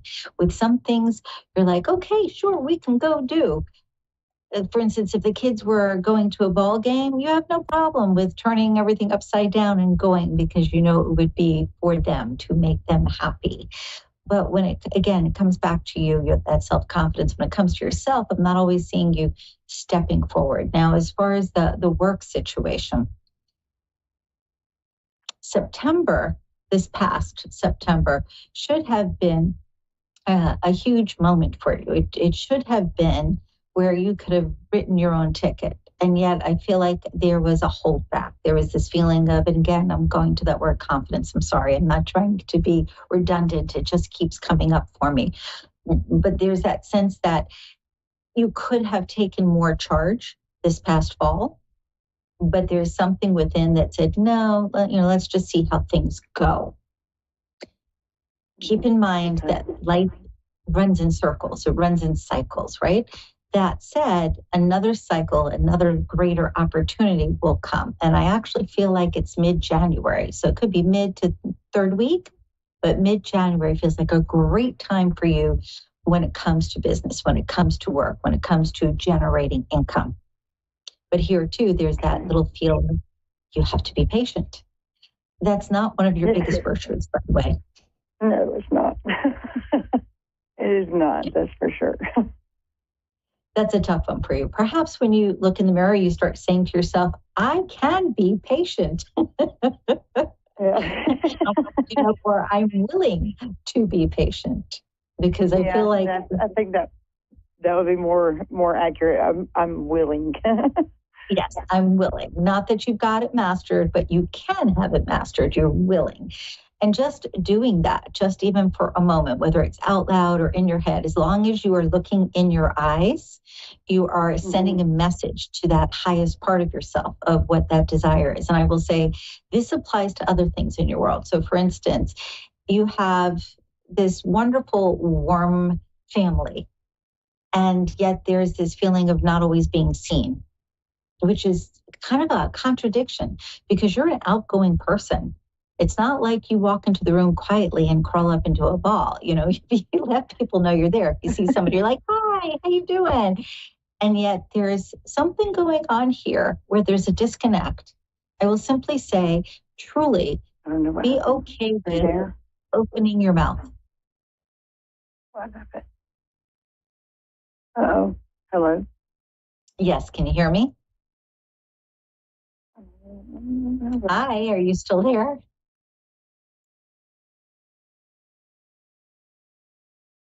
Okay, was that Elisette that's calling in? Hello? Lindsay, I'm so sorry. Yep, I'm sorry. I'm muting it and not. I'm like, I don't know what's going on. There's something weird with the phone on one of the sides. I don't know which one. I could hear like a beeping sound. I could hear like a beep. I'm not sure. You kept redoing it. I have no idea. I don't know. When they say Mercury in retrograde. However, the producer the producer just said that sometimes when you're on hold, you'll hear that beep sound. And then my horoscope did say that, I'd be on electronics today. That would be messing up. There you go. So it just kind of goes, right? Yeah, putting your finger in the socket and going, this is just not working. Yeah. Well, you're here now. Okay, I have to say something right off the bat, which is your humor. Please. Your humor often protects your feelings. Yeah, for sure. I know that for sure.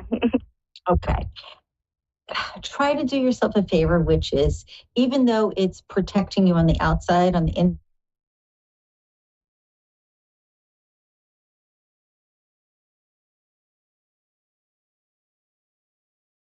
to honor feelings better. I'm sorry, it's just breaking up for some reason. Hold on. It's probably the service. I'm sorry. It's okay. Tell your horoscope to knock it off. Yeah, I know, right? Like I said, it was the phone system. So, whatever it was with today. We're here. Okay. I'm sorry. Really, go ahead.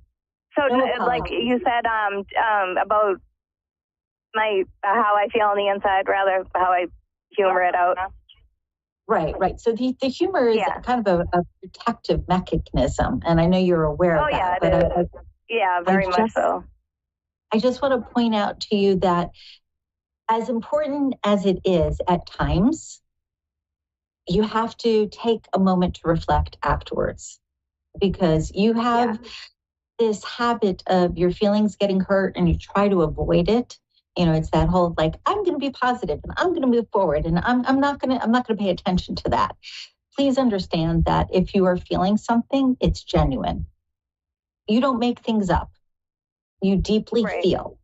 And the fact that you deeply feel means you make yourself a great friend. You are also somebody who's very compassionate to people. If you see somebody hurting, you want to run right over and help them and take care of them. I really feel as though you have to remember to take care of you. And I know understand that. Okay. I know I say this often to women and gentlemen, certain gentlemen, about how we take care of other people before we take care of ourselves. But there are some individuals like yourself who will protect and not forget, but put yourself way, way in the back. This coming year, 2025, no more. Now it's important to stand up. And so even if you make light of something with humor, contemplate how you felt about it and go back.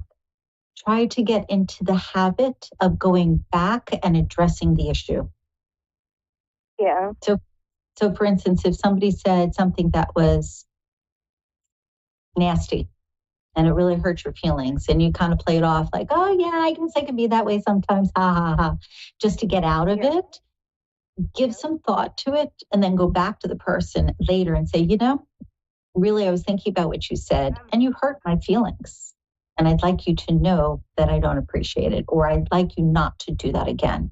Because I feel like you have to tap into that power, especially when it comes to education and it comes to money. There's two areas that are so important right now. And again, for 2025, you can rock it in a way that you've never done before. Though to make it happen, you have to stand in that power. Yeah. I mean, like I said, recently I've cut out people from my life and put up my boundaries and things like that. Boundaries are good, but it's bigger that you speak. After you've mulled it over, after you've contemplated, after you've gotten clear about how you're feeling and what you're thinking, speak. If you don't feel comfortable actually saying it, write a letter. But do something that you get it out. Because what I'm sensing here is we've got a whole bunch of little things going on in your system energetically that are affecting your wellness. And it's dumb this is like in my life right now. Okay. Like there's a pain that I'm getting over here. And I'm like, that doesn't belong there. But that's stuck energy. That's emotion that's stuck. Oh, yeah, I know it. Stomach, middle back. There's like a whole bunch of little places. There's where something feels uncomfortable in the hand and it just kind of goes. And these things are showing up because your body's trying to tell you it wants to let it go. No, I understand that for sure. I mean, I do a lot of reading on all this stuff. Okay. Knowing it and acting upon it, honey, I know is not always easy, but it's important. And I'm not going to carry on about it, but I just want to be clear because it comes up so strong. And really and truly, you are in this world to make a difference. You are in this world to touch people's hearts. That doesn't mean that you have to stuff yours down. No, I understand. Okay. So all of that said, I'm going to go back to 2025 coming up. Well, no, I'm going to drop back to this month for a moment. Thanksgiving might be a bit funky. Do your best just to go. Do your best to just go. You know, just kind of like. Okay. Be present. Smile. Shake your head. But when you're done, again, do the contemplation thing. Go within. Check out how you feel. And if need be, go ahead and write some letters. Oh, so it's not going to be a good one. It's not that it's going to be bad. I just get it's going to be a bit challenging. And, you know, I think we all have where loved ones sometimes make us want to go, Thanksgiving's really not the right time to go, Yeah, right. Yeah. And yet, you are very loved. I feel like there are moments that you don't think that you are, or you think that you are less favored. It's not true. No, I do have somebody in my life. I mean, we're at a distance, but I mean, in due time, I hope that things would work out. You know. Again, speak up. This all comes back to that stuck energy. It's time to shake it loose and let it go.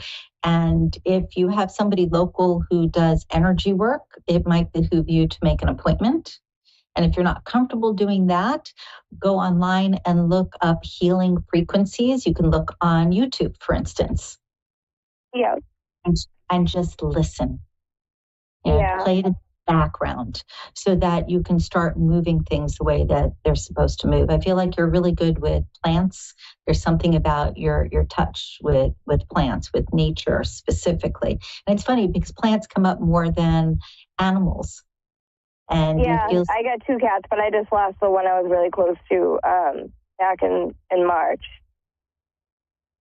Gotcha. Yeah. So here's the thing. Think in terms of, instead of stuffing down, perhaps you go and you plant a flower for certain people, or you plant a green plant for certain feelings. Like, get in the habit of doing something physical to manage your emotion. And that way the energy is constantly moving.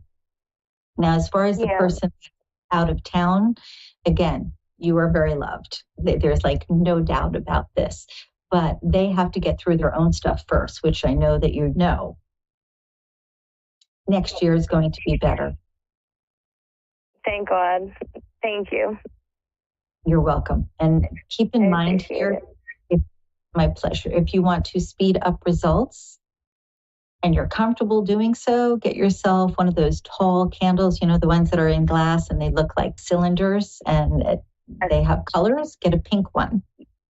Okay. And when you light it, think about this person. Think about the fact that they love you, you love them. Think about both of you being surrounded by love. And when I say that, I'm not talking about so much the romantic part of it, but surrounded by God's love, surrounded by the universe's love, so that you can be drawn together faster, so that things can be sped up for you.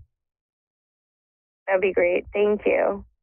You're very welcome. Did you have a question that you want to ask since we were talking about some of these things? No, it's just a lot of confirmation for sure over a lot of things. And I think it would too because my neighbor, you know, she lives upstairs above me and she really doesn't know what's going on in my apartment. But like I kind of just like vented everything out at her and it's like then all of a sudden the phone started ringing. So I'm like, oh boy. So that's probably why you felt a lot too because I was just kind of explaining the situation to my neighbor. On. Neighbor is good as far as a sounding board for now, but I'd be careful not to make it a habit because your neighbor sometimes talks out of school, meaning, you know, sometimes they talk about things, and it's not to be harmful, but they just they talk. Right. Oh, yeah, absolutely. No, I know. I try not to let too much out ever. What you might want to try seriously is start writing, not typing, but actually sitting and writing when something comes up. It's a great way to release the emotion, a great way to see things more clearly. It's funny how within our head, things go into a myriad of directions, and sometimes we go over and over and over. It's almost like that loop that starts playing about things. When we write it down, we actually can see more clearly, and we can make the choice of how we want to approach things. It just becomes easier, more clear when it's written. And sometimes you have to keep it. If you want to do a journal, that's amazing. But if it's just a matter of handling the moment, writing. And even if you write where you can't read your own handwriting because you wrote so fast and furiously, it's still good because you're releasing that emotion, releasing that energy. Right. Okay, the other thing here too is it's funny because I keep seeing in my mind's eye water like a pond, and then it switched to a bathtub, funny enough. And the overall impression is doing a clearing for yourself in water. If you're comfortable taking a bath, I would actually put a couple of spoonfuls of sea salt in there. Now, Oh, yeah, I put sea salt in there, and bath salts and all that fun stuff in there. I just need to do it more often. It purifies the system. It takes away things that are sitting that you don't need. The salt actually acts as a way to clear and protect. Though, if you do this, do a cool shower afterwards if you can. Not cold, but cool. And the idea is that whatever was released into the water, you're completely clearing from yourself and you're releasing it down the drain. I understand. Okay, yeah, that makes sense. Okay. The other thing too is think about energetic barriers. Not that you have to always protect yourself, but sometimes you are in situations where people are difficult. I mean, we all are at some points, but you have an awareness before you go in. You have a knowing, a sensitivity, a knowing. It's not so much an intuition as it is more of an awareness. And I want to just simply say, before you walk into the space, knowing that there's going to be difficulty, take a couple of breaths and envision like a clear shield in front of you. Something almost like a chiffon, like a soft fabric in front of you, clear though, with the idea that you are shielding yourself from anything unwanted. And then when you leave, think about the fabric just melting it down into the earth. If you can start doing that, you will notice a huge difference in how you're interacting with others, how you're resting, and overall the clarity of your mind. Okay, my friend? Yeah, I definitely need to stick to things for sure. Okay, definitely thank you so much for calling. I really appreciate it. And I hope you really helped a lot. Oh, thank you. Thank you. Have a wonderful night. You as well, honey. Really and truly, we are magical beings. We don't see ourselves that way very often, but the truth is we are magical beings. Like the body itself, how it functions. It's always so amazing how things just are on automatic. We don't have to think about it. We don't have to turn something on. It just happens. And our minds are always filled with thoughts and ideas. We are magic. Let's use it to make magic in our life. Really take a look.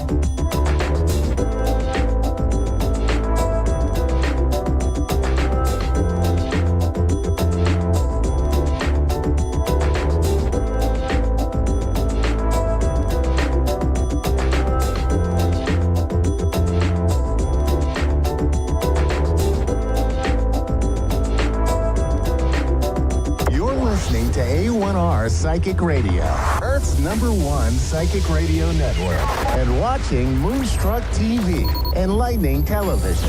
Welcome. Time for Understanding Spirit with Mary Shapano. Mary Shapano. Live from MaryVCircles.com. Connect direct. In North America, dial 888-454-2751. In London, 20-3519-2158. In Sydney, dial 02-8488-3147. Or online, contact us through our Facebook page, facebook.com/psychic radio. Or one of our websites, askoneradio.com or moonstruck.tv. This is Understanding Spirit on A1R, the Ask One Radio Network.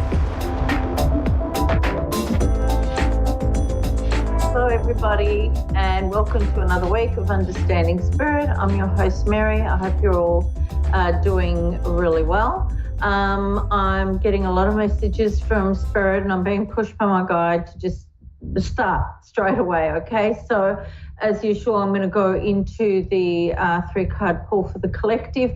Take whatever resonates for you, and whatever doesn't, just leave it. It could also come up later in the day, the week, the month, the year. You know, just keep it in mind. Okay. So if you have, there's a group of 3 cards. If you've chosen to go with the first group of cards, the first card, I'm using the Rider-Waite deck today, is the Ace of Pentacles. It's this card here. Now, this is all about, you know, financial beginnings, starting new things, whether it's business or usually the Pentacles do lend themselves to finances. However, they can also be about whether you want to start a diet, a health kick, or there is something, you know, in line with your body that you want to do, something that's new that you haven't tried before or whatever. So it's all about like looking at that area and just being positive around it. And also making, it's kind of like clearing, kind of uncluttering your life as well, I'm getting. So make room for whatever new things you want to bring into your life, okay?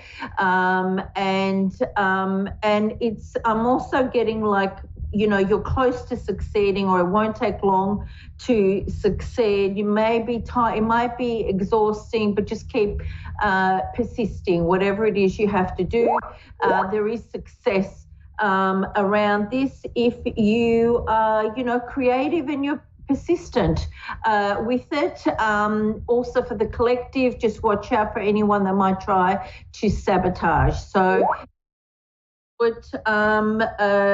you know, it might be deliberate, but it can also be without meaning to. You know, we can have friends that want us to go out or whatever, and they distract us. So if you need to do research or, you know, anything to get yourself going, and they want to go out, you know, like make time to do what you actually need to do. All right. If you pick the second card, I've got this card, the 3 of Wands. Now, this is very much like a travel card, whether it's going on a holiday. You could be going on your own honeymoon, or you could be going to a destination, wedding, something like that, you know. But it's also about moving forward. Also, I'm getting if you've had a broken heart or something didn't quite work out, or there's also loss and grief and disappointment I'm getting as well. All right. And this is just saying it's time to move on. It's time to have belief in yourself and go after what you need to do, okay, to make things better for yourself. Okay. If you have picked the third group of cards, I got the Devil and the Strength, and they were both upside down. I hate this card. But being upside down too, you know, it's like if you have, there could be, if this is you, then if you are overindulging or you're starting to, I don't see it like a really bad addiction as yet, but if you're starting to head in that way to Spirit, I like, just know that you have the strength, you have everything you need to turn this around, okay? That you don't need to fall into some kind of, like addiction or depression or anxiety. So whatever is taking you over, you have the strength. So just be courageous and just know that everything you need is within you to do this, right? You have that inner power that you need. And if it is somebody else in your life, okay, that is, I'm also getting potentially, like a narcissist, or they have some narcissistic traits, to just be careful around them. Go with your intuition, go with your gut feeling about what you need to do here. Don't stay too long if this is not working out for you. Okay. All right. I have Lisa from Brisbane. Hi, Lisa. Hi, Mary. How are you? I'm very well. I'm a little bit surprised to hear the Aussie accent on the other side. How can I help you today? Yes, look, just wanting to know if you pick up anything in regards to our finances improving. Okay. All right. Let me just have a look. I'll tune into you. Look, as soon as I asked about your finances, I just keep getting all these ticks, okay? I feel like you have choices and you have decisions to make, but I don't know if you've been listening to what other people have been saying, anyone's been throwing you off, at all, but I am seeing big changes and opportunities for you. I feel like you have maybe two choices, and you're kind of looking out to see which one you've got to go. I feel like your finances have been, let's say, rocky and not really good, and there's also a lot of healing that needs to be done. To move on from that, because the struggle, I feel, is really affected you. I feel also like there's anxiety and some, nervousness or fear about what to choose, and it's been maybe overwhelming, where you feel like you can't go forward, or you don't know how to go forward. But even as I'm getting all this, I keep getting interrupted by Spirit, as well, saying multiple possibilities, multiple choices. Does that make sense for you, any of that so far? Well, I haven't really had any anxiety about it, and I've also done a lot of healing about it. So I'm not sure about that part. Okay, all right, because I do also have a Spirit here. Now, this could be a grandmother or mother figure who is coming in, and I've got a lot of nausea, vomiting, anxiety and helplessness kind of around her. Do you have anyone in Spirit that was like that before they passed? Yes, I do. Okay, all right. So I just want to be able to clear what's what with what I'm getting, okay? All right. Do you want the message from her? Because she's giving me messages around this. If you would like, that would be great. Thank you. Yeah, okay. All right. She's just saying you're lacking the courage right now to move forward. She's also saying do your breathing, and she's going 1, 2, 3. Do you do breathing? Yes, I do. Yeah, okay. So when you feel overwhelmed or you're trying to make a decision or something, she's saying for you to do that to before you make a choice or before you think about something, because she's showing me everything calming down and then you're thinking more clearly. Does that make sense? Okay, yeah. Okay. she's saying don't be afraid of the future. She's giving me, she's going like this, she's pushing, and she's like, everything will work out. She's like, she's pushing you to just go forward. I feel like there have been some confusion, whether there was some kind of like things held from you, some kind of like deceit that stopped you from making these decisions. And I'm also getting like lack of direction and everything. But I do see, like, if you just, okay, Spirit are just saying, choose what you want and go forward. Do you want me to ask Spirit about what direction to go in with this? Is there anything that you're weighing up? No, it's just really just been a little bit hard, and I just wanted to know if it's going to get any easier. Yeah, it is. It is. I just feel like a lot of it is that is fear-based. You know, because Spirit are not giving me anything that tells me that it's like, okay, they're saying where you just feel it's not having that self-belief that things are going to get better, okay? But once you do, I just see like, whether it's like stops and starts and obstacles and stuff like that. But I keep also getting the uncertainty stopping you from like moving forward. But I'm also being shown you putting like money in your pocket. So they're like, they're giving me two ways. It's like that to save the money, thank you. And they're also saying like a rainy day money, which is like for emergencies or anything, holidays or whatever in the future. So they're just like the rainy day money, but they're also showing me money coming in.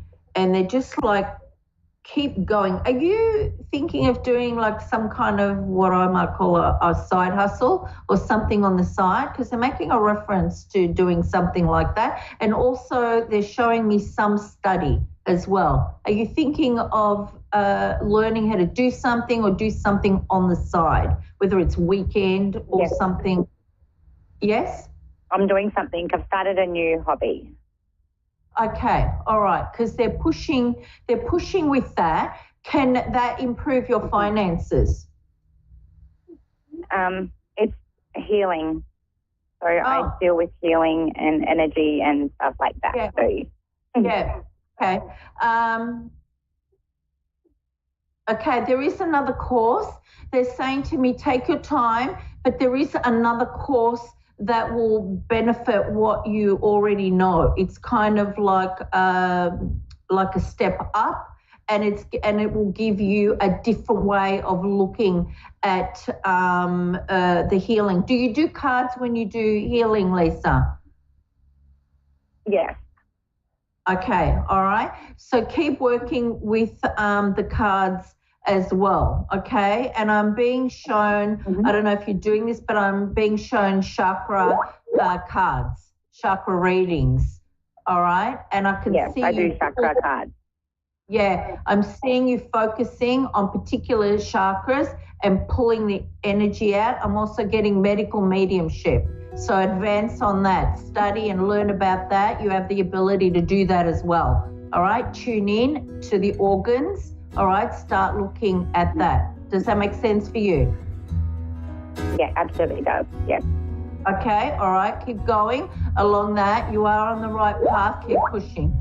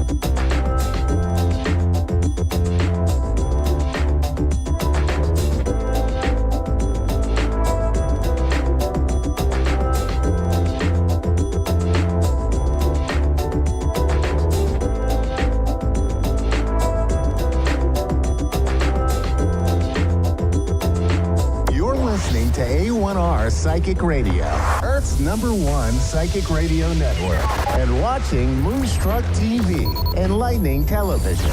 Welcome. Time for Love Life with Katana Star. Katana Star. Live from katanastar.au. Connect direct. In North America, dial 888-454-2751. In London, 20-3519-2158. In Sydney, dial 02-8488-3147. Or online, contact us through our Facebook page, facebook.com/psychic radio. Or one of our websites, ask1radio.com or moonstruck.tv. This is Love Life on A1R, the Ask One Radio Network. Thank you. Hello, everyone. I'm Katie, and this is Love Life. My business name is Katana Star. You can find the link to my webpage and contact me for a private reading if you'd like one. I also have a Facebook page which you can follow as well. So today I'm going to be doing a collective reading for all those who are listening or watching, and I'll be reading with my Lightseers Tarot deck. This is one of my favourites, and the Modern Oracle as well, integrating a little bit of those. I'll also be taking a caller. So let's get into it, shall we? I hope everyone's feeling all right. It's, you know, a lot of energy's buzzing around at the moment, we could say. That's putting it mildly. But I hope everyone's travelling along all right and going with the flow. Let's see what the Lightseers Tarot is going to bring through for today's collective message. Here we go.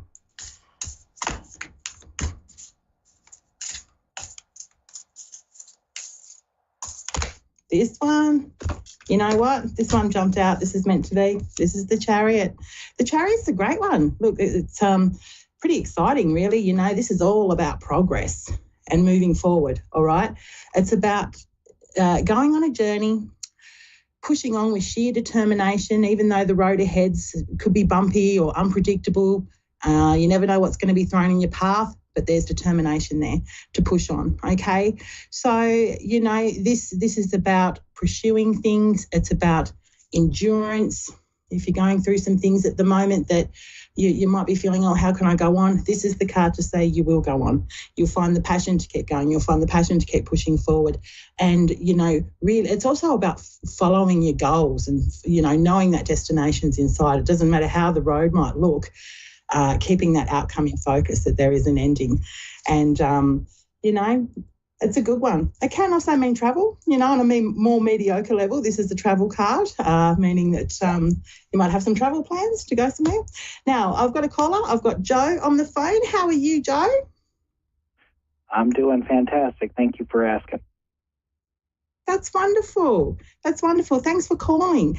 Now, what can I do for you this evening or today, wherever you are in the world? I'm curious about becoming a history teacher. And I'm just wondering if the timing is right for me to start.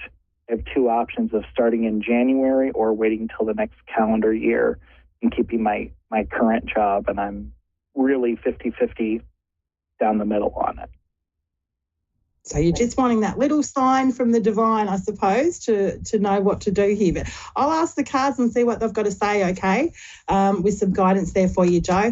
But how exciting. Look, I've got a background in teaching myself, not history, but I reckon that would be a really exciting move for you. I can already pick that up already. So we're wanting to know more about timing, Joe? Yeah. That's what I'm getting? All right, then. Let's see what the cards have got to say. Let me focus. Yeah, very exciting. One wants to come out. I'll put that one there. King of Cups, that's a good one. That's showing that you're going to get some emotional contentment out of this career path. It's not giving me an answer on timing yet, though. Let me see. Let's see what's coming out. Here we go.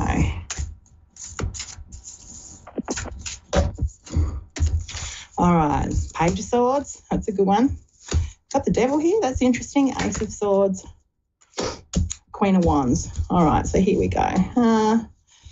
What I might do for you there, Joe, I'm feeling intuitively to do a choice spread here Because this one here, this is telling me straight out that you're definitely on the right path here pursuing this career choice, okay, with the Page of Swords and the King of Cups. That is all about furthering your education and pursuing your passions. And that's really saying quite strongly that, you know, by returning to study, this is a good move for you. You know, this is definitely something that you're going to get some rewards out of. Now, the Devil's here. Now, this could mean, this could be representing your uncertainty, all right? Now, this could represent your uncertainty about financial feasibility to be able to do this. As we know, returning, you know, to study is, it can be quite costly, and that could be that. It also can be, it can represent self-doubt and fears and things like that. I mean, normally the Devil, if you can see this screen, the Devil's quite, you know, he looks quite good, and he's like, you know, come hither sort of thing, but he's very toxic and he can be a little bit manipulative in that sense. But I'm getting more, Joe, this is more the sense of self-doubt that I'm getting for you. So if you've got some shadow work to do there with your self-doubt, and that can be as simple as doing the self-talk stuff to say, you know what, even though it might not seem feasibly financially at the moment because of this or this or this, keep going back to that and saying to yourself, you know what, I'm going to remember the outcome. And when I pulled the Chariot today, that's a reminder to push on. You've got the Ace of Swords and the Queen of Wands here. That's telling me you're going to find this passion and this spark to pursue this. And already, you know, instead of doing a choice spread, I'm actually feeling straight out to go for this first round, this first time. And the reason I'm saying that is because the Queen of Wands is here. Now, she's a fast-paced moving energy. She don't like to wait. She will go after what she wants, okay, as soon as she can, because, you know, tomorrow's never guaranteed. Let's just face it. Life's too short. And even though there's those uncertainties there, Joe, that it might not be financially feasible or other things, you know, in life might be impacting on that for you to do this in January, have faith that it's going to work out, okay? Because, look, you've got the Ace of Swords here. This is a new journey, a new beginning. This would exactly represent the commencement of study for you. But what I can do, Joe, to unpack that a little bit more, I can ask a question about the timing of this. Look, there's the Fool. There's new beginnings. I'm really getting here strongly to go for it this time round and to confront any uncertainties. That's with the Devil card there. I mean, the other thing too, you know, with the Queen of Wands there, Joe, you could have a female in your life who's inspiring you, or, you know, you might meet somebody while you're studying who's going to continue to inspire you to push on with this passion. So she's a nice energy, she is, and she's fast. You know, she doesn't like to sit and wait. If it was the Queen of Pentacles, I'd be saying wait, but the Queen of Wands is saying go for it. Now, I'm just going to ask two options here. The first card is going to represent the outcome for January, and the following one will represent how things will look for you if you were to wait. Is this all making sense for you? Six of Cups is yeah, here. The female is my wife, who's a special education teacher. Beautiful.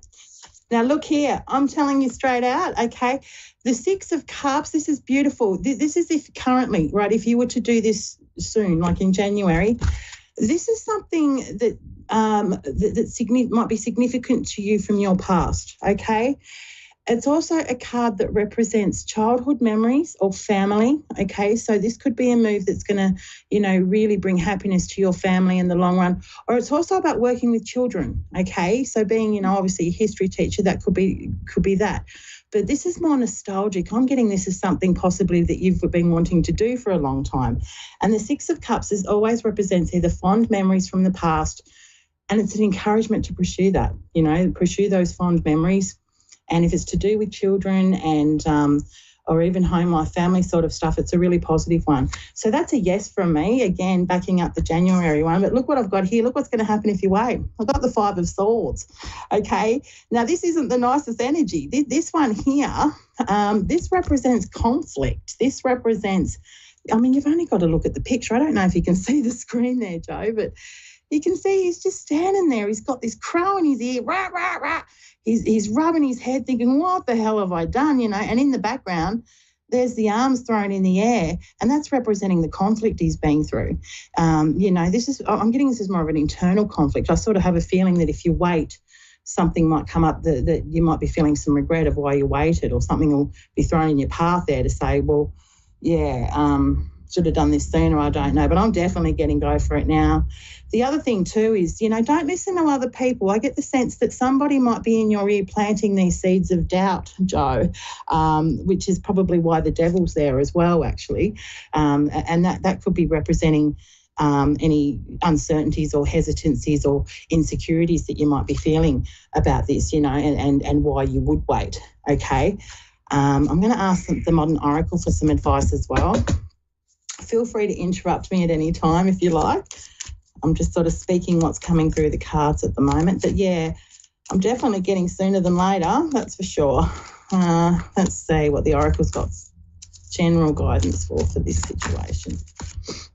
You know what?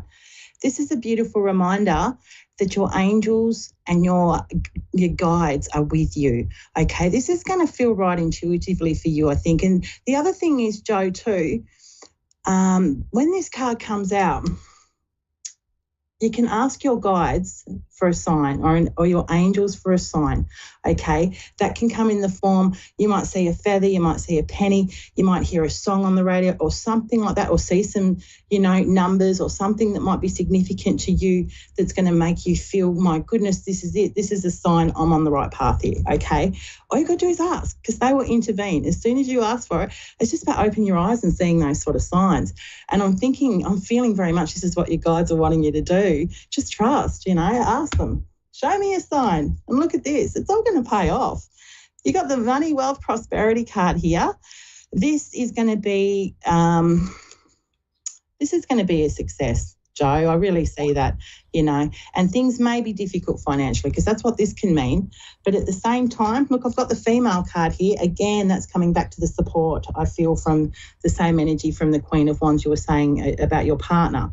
And I'm picking up that she's supportive of you doing this.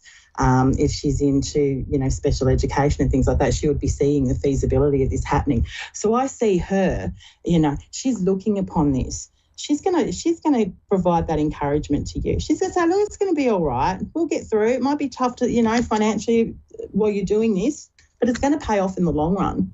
Okay? And look at this. Oh, intuition, psychic, trust. Okay? Again, that's bringing this back to the guides. Just trust that your angels and your guides are with you. And take that step, go for it. Because I think, if you wait, I reckon you're going to regret it. That's what the cards are saying anyway. So, Joe, that's me. Look, I've only got 60 seconds left. Is there a quick question that you might have or something on that you want to share? Do you feel any energy? I'm trying to figure out when I'm going to get a medical settlement check. Do you see any financial stuff coming up? All right, okay, let's see.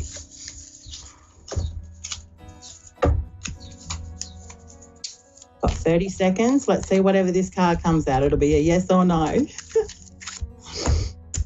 At the moment, it's telling you to be strong, stand your ground. You could be provoked in this situation. That's probably telling me that it's probably not as quick as what you're feeling, okay? There's a red flag being waved at a bull here, but stay strong. Okay, Joe, I hope that reading's helped you today.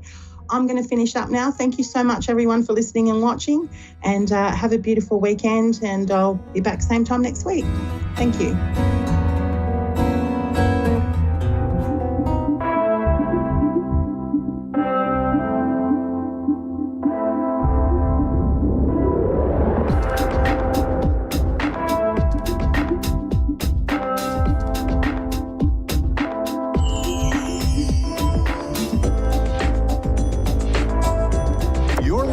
To A1R Psychic Radio, Earth's #1 psychic radio network, and watching Moonstruck TV and Lightning Television. Welcome. Time for New York City Celebrity Psychic with Perry Lyons. Perry Lyons. Live from PerryLyons.com. Connect direct. In North America, dial 888-454-2751. In London, 20-3519-2158. In Sydney, dial 02-8488-3147. Or online, contact us through our Facebook page, facebook.com/psychic radio. Or one of our websites, askoneradio.com or moonstruck.tv. This is New York City Celebrity Psychic on A1R, the Ask One Radio Network. Hello, darlings. I'm Perry Lyons, New York City celebrity psychic. I know most of you are probably used to seeing me all glammed up. So I have a little makeup. I have like some lipstick on. That's it. And a t-shirt. I don't think anybody's ever seen me in a t-shirt outside of like immediate family. This is not a political show. So the reason I'm laughing, I'm a political person, but it's not a political show. So I'm here for you to accurately and lovingly, and accurately, did I mention accurately? Answer your questions. So please call in. I'm staring like a lovesick teenager at my phone, which is my camera, waiting for you to call. And I'm going to do the psychic tarot weather in a couple of minutes. I'm laughing. I don't mean this to sound controversial or snotty but anything like that. But I was talking to a friend of mine who's an American Indian, a Mohawk, yesterday. We were joking about getting together for Christmas because I don't know if I mentioned this, but if you take away like 15 generations, I'm the leader of the Mayflower expedition. Was my grandfather, basically. Just take away 20 generations. The child born in the Mayflower, take away 20 generations, was my cousin, and another Giles Hopkins, who was a passenger on the Mayflower. My other grandfather, take away a couple generations, like 20. So I'm a direct descendant, like seriously, of some famous immigrants. And I was talking to my Mohawk friend. We're jokingly talking about having Thanksgiving together as sort of a mini reenactment, because the Indians really did help the Mayflower folks, the Pilgrims, a lot. And he was looking at me and it's like, you immigrant. I'm like, yeah, but to me, everybody else says, so what the hell? Anyway, so the psychic weather, which we're going to do with tarot, is I pull 3 cards. And it's one of those things, it's like a Jungian synchronicity thing. As you know, Carl Gustav Jung was the great 19th century philosopher and psychiatrist. Hi, Denisha and Bethesda. Hey, I live in Annapolis half the time. Hi, Listen, can you hang out? Cool. Yeah, Maryland rocks. Can you hear me? Are we good? Yeah, sure. Cool. That's so nice to meet you. I love your name. It's so pretty. Thank you. So I'm about to do the psychic tarot weather. So I'm going to ask you to hang out, and specifically, I'm going to ask you to breathe in like really deeply, twice, one breath on top of the other, and then breathe out like this, like you're blowing out a birthday candle, or pretend you're a whoopee cushion. And I'm going to ask you to think about your question. I'm going to ask everybody to do this, because what it does is it calms down our central nervous system. It stimulates what's called the vagus nerve, as opposed to, and yes, I'm going to make this joke again, the vagus nerve, which is stimulated when you wake up in a hotel room in Las Vegas, surrounded by empty liquor bottles and fine sex workers, and wonder where the last 10 years of your life went. Anyway, so here's the psychic tarot weather.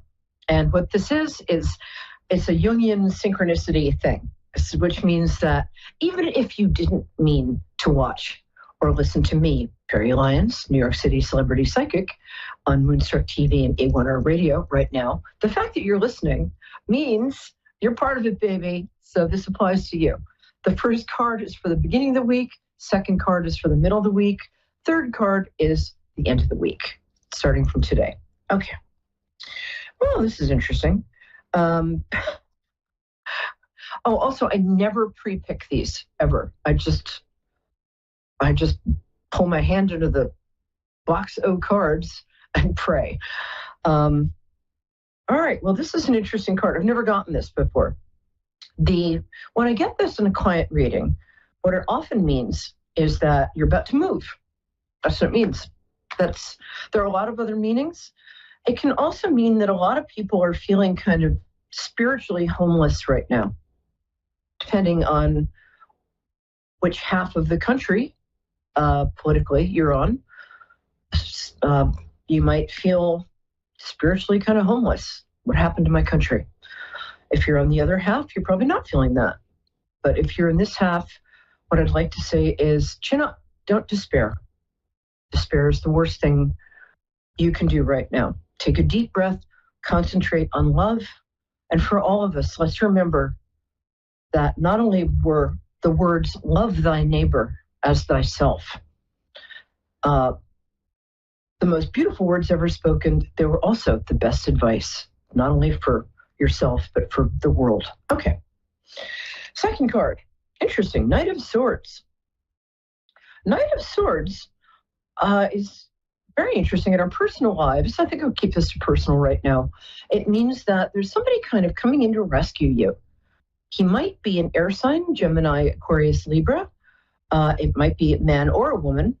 More often it's a man, but as you can see, he is coming in to kind of make you feel better, rescue you from a difficult situation. I know for me, this kind of resonates because I have a housemate, a friend of 20 years, guy friend, coming to live with me in the next week or two. And he's an air sign, and it's kind of a rescue in some ways because it can be very helpful. So it might be something like that. It might also be, this might be a time that you're considering getting a therapist who can be of either sex or fluid gender, whatever works for you. But it's somebody this week coming in to help you. So that's a good thing. Woo! I love doing that. Boy, do I love doing that. And the third card, interesting. It's actually one of my favorite cards to get for people. This is towards the end of the week. And this is a woman who is accomplished. She has some money and resources. As you can see, she's got all those pentacles, which in the tarot symbolize coins, money, abundance around her. She's in front of a walled garden, so she's very fruitful. She's productive. And she's got a little hawk on her arm, see? A little lady's hawk. And she's going to be sending this little bird into the world to take her ideas out into the world and come back with more pentacles. So you might be starting a little side business where you're selling an expertise of yours, or selling something online, even like a PDF you've come up with, or you're doing something, you're whatever those things that people always do to say, I made $1 million last Thursday, and so can you. But this does symbolize that if you're a woman, it's time to give yourself credit for all the accomplishments you've already accomplished. And I don't care who you are, you've done a lot of stuff. Give yourself some credit. If you're a guy, or if you're whatever you identify as, this is a woman in your life who is accomplished, very wise, has a little money, and is going to be giving you very good advice. Who knows? Could be me. I don't have a hawk, but whatever. Anyway, darling, I'm back. Are you there? Yes. Oh, good. Thank you. So, I know it's Tanisha, but I just like calling you darling because I like your energy. All right. So, I like to connect to people through their birthdays. When's your birthday? January the 6th, 87. Oh, look at you, little Capricorn. Yeah. 87. I'm shoes older than you, girl. Okay. So let me tune into you. We love Capricorns around here. Mm-hmm. My godfather was a Capricorn. Really interesting because he's typical Capricorn. He wrote, I don't know if you know the movie The Exorcist. Yeah, so he was very kind of proper on the outside, but inside, like most Capricorns, just had a crazy amount of imagination and just, I don't know. Mm-hmm. And he changed the culture. One thing that Capricorns are here to do are to work within the culture to change it for the better. So, yeah. What's your question, my angel? My question is, I'm really concerned about my husband. He's in jail, and he has a court date coming up, and I'm scared because I'm terminally ill, and we have 3 little girls, 10, 11, and 5, and he's my caregiver, and I'm scared because I don't know if he's coming home. I don't know what's going to happen, and he's like, he don't know what's going to happen either. Oh, darling. Okay, first of all, I'm giving you a huge hug. Can you feel that? I'm really, really sorry. You're such a lovely person, and you've got so many challenges coming up. I'm going to say, my dad was a doctor, and I'm going to say that there were patients he had who were diagnosed as being terminal, who hung on much longer than anybody expected, sometimes years and years longer. And but life is, you're such a beautiful person, and you've kept your faith and your grace and your sense of humor and your joy active in you. And I have such respect. You're such a beautiful person. And your kids are so cute. They're so cute. Have you been in touch with any social services right now? No. Okay, what I'd like you to do is go online if you can. If not, go to the library or call. I don't know if you can call information. I don't know what you've had, but I want you to find your representative, either your congressperson or your council person or your senator. Call them. Ask them for help. That's what they're there for. That's why we elected them. They are there, and they will listen to you. Second thing is, I get that your husband, I'm very sorry he's in jail. I think he will be there for another 60 to 90 days. I think that there's going to be some mitigating circumstances. I'm not going to ask what he's in for, but I think that there's going to be some sort of judgment in his favor. I also think that if he tells the judge that he is your sole caretaker, that if he tells his lawyer that, if he tells anybody in the legal system. Well, the lawyer has the paperwork of that, yes. Okay, because he needs to be with you. And they can, I'm not a lawyer. I don't even play one on TV. I'm just a psychic. But I can tell you that our system as it is right now is set up so that compassion is a part of it. You deserve all the compassion and all the help you can get. I don't think, if he does go to jail, I don't think it's going to be very long. And I think that because he's not a flight risk, I think it's not his first offense, but I also think that he's not violent or dangerous. And I think that they're going to take that into account. And so work with his lawyers and see if you can talk to the judge, because you're in an impossible situation. This is America. You're an American, this is what our systems are, not just to punish us. They're also here to help us. And if you want to, that's what my husband was saying. If you, for some reason, don't have access to Wi-Fi, you can get free Wi-Fi at the library. Take your kids there. They can play and read books. And you can go and right now what I do is bypass all the middlemen, call your representatives. You can call Angela Alsobrooks is our new senator. I know because I campaigned for her. You can also, there are a lot of people you can call, and people will really want to help you. Oh, she's not in office yet. I guess you can call Larry Hogan's office. I'm trying to remember our other representatives. You are going to be around longer than you think. Your husband is going to be with you to help you. I think they're going to push. I think he's going to get a light sentence, but I think they're going to push it back. God bless you, my dear. God bless you. If you do get email, you can. I don't know if you can see my name here. It's Perry, P-E-R-I, Lyons, Lyons. you can contact me at Perry Lyons, PERILYONS, on Facebook. I've got a personal account. Write me there. I'll do everything I can to help. I don't usually say that, but I'm politically active and I know a little about how the system works, and I'll do anything I can to help and support you. I'm not saying things are going to be perfect.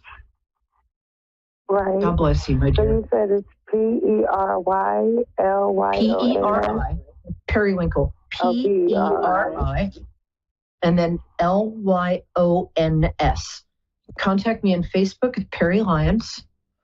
I'm in right now. I'm in Annapolis, Maryland. So I'll do whatever I can to help you. I don't say that to anybody else, but I'm saying that to you. You're a lovely person, and it's going to work out much better than you can see at the moment. And I know you have a lot of faith. I pray. You got a lot of angels around you. Okay, my love? Thank you. God bless you, my dear. You'll be in my prayers tonight and every other minute. Thank you. Okay? Take care. Let me know what happens. Okay. We now have, we have Lynette, who I'm very happy to have here. I just want to take a minute and say that this is one of the beauties of America is that we do have systems in place right now to help people, like that incredibly brave, beautiful young woman who just called. And when somebody amazing said, love thy neighbor, that's your neighbor. Your neighbor is somebody who's going through stuff you can't understand. We can be there for our neighbors. No matter what happens, we can be there, and that's what we're supposed to do. Okay, Lynette, and here endeth the sermon. Lynette, my darling, thank you so much for calling. How can I help you? Thank you for having me. I was wondering if I could connect with a past loved one. Okay. Now, I will do my damnedest. Oh, that's maybe not the best choice of words. I'll do my best. So, can you tell me first your birthday? Yeah, November 12th, 1998. Oh, look at you. Happy birthday, baby. Thank you, Vinny. Look at you, you little Scorpio, you. Oh, Pisces, we get you.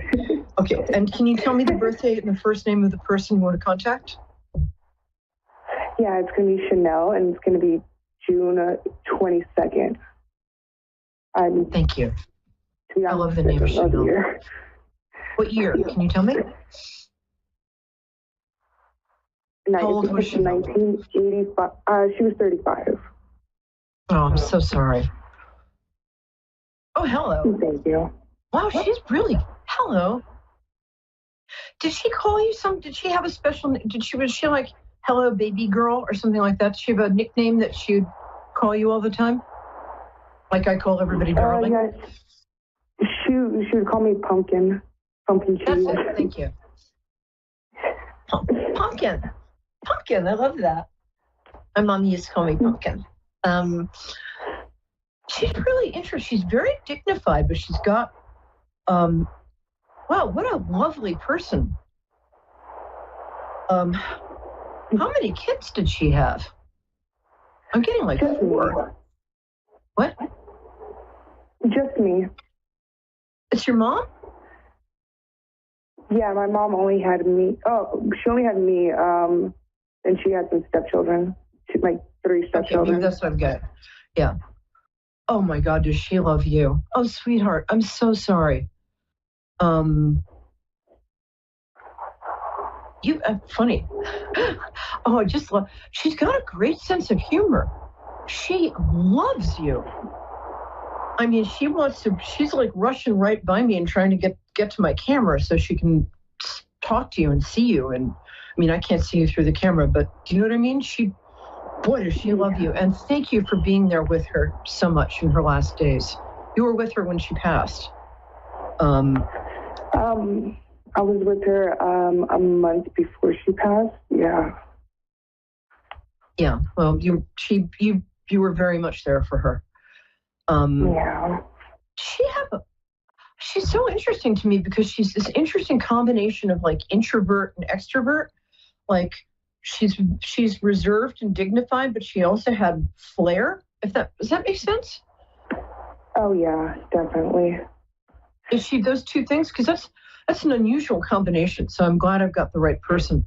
One of you is noticeably taller than the other. Is that something?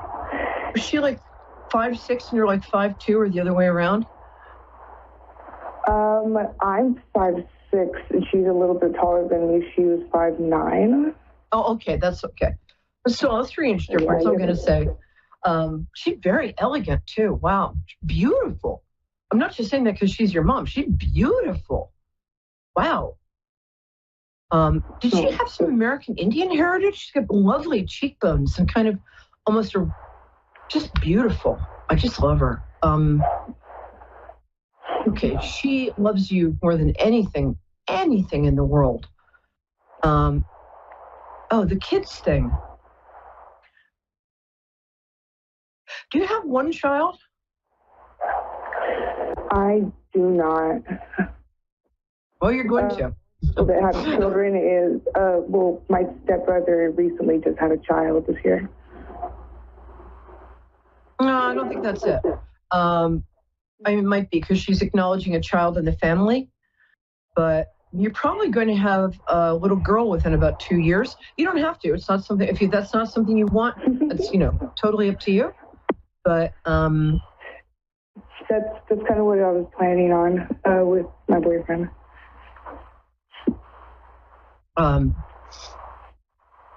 Get that ring. You deserve it. Oh my God, that's her talking. That's not really something I would say. I think your mother just leapt into me. She's like, girl, get married. Get him and marry you. Is that something she'd say? Because that's not something I would not normally say, get that ring first. I'd be like, knock yourself out. Yeah. So that's something she would say? Yeah. She really wants that. Okay. The other thing, she's very smart. She also put education was important to her. Tell me a little about that. So she was going to school to be a brain surgeon for a while. She had to drop out though because of some mental issues. So. Yeah, but she was really smart person. Really, really smart. Really smart. She's apologizing to you for the way she passed. I'm not going to go into that, but do you know what that means? Yeah, I do. Okay, she's I'm about to cry. She is, we both know what we're talking about. It's not something I want for public consumption, but you know what I'm talking about. And she's weeping and she's saying it had nothing to do with you. And she loves you more than anything in the world. She also will kind of get in touch with you. I don't know whether it's through coins. It might be red flowers. If you... That makes tell me about the red flowers. So my great-grandmother was raised her favorite flower was, a red rose, and that's also what I have tattooed on my back. Right, okay. Okay, that's what I was seeing, red rose. Going to bring that to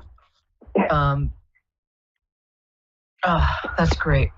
Also, when you go back there, what you're going to notice, and this I promise, is you will see a rose bush that should be long, like past flowering. It's going to have 2 red roses on it.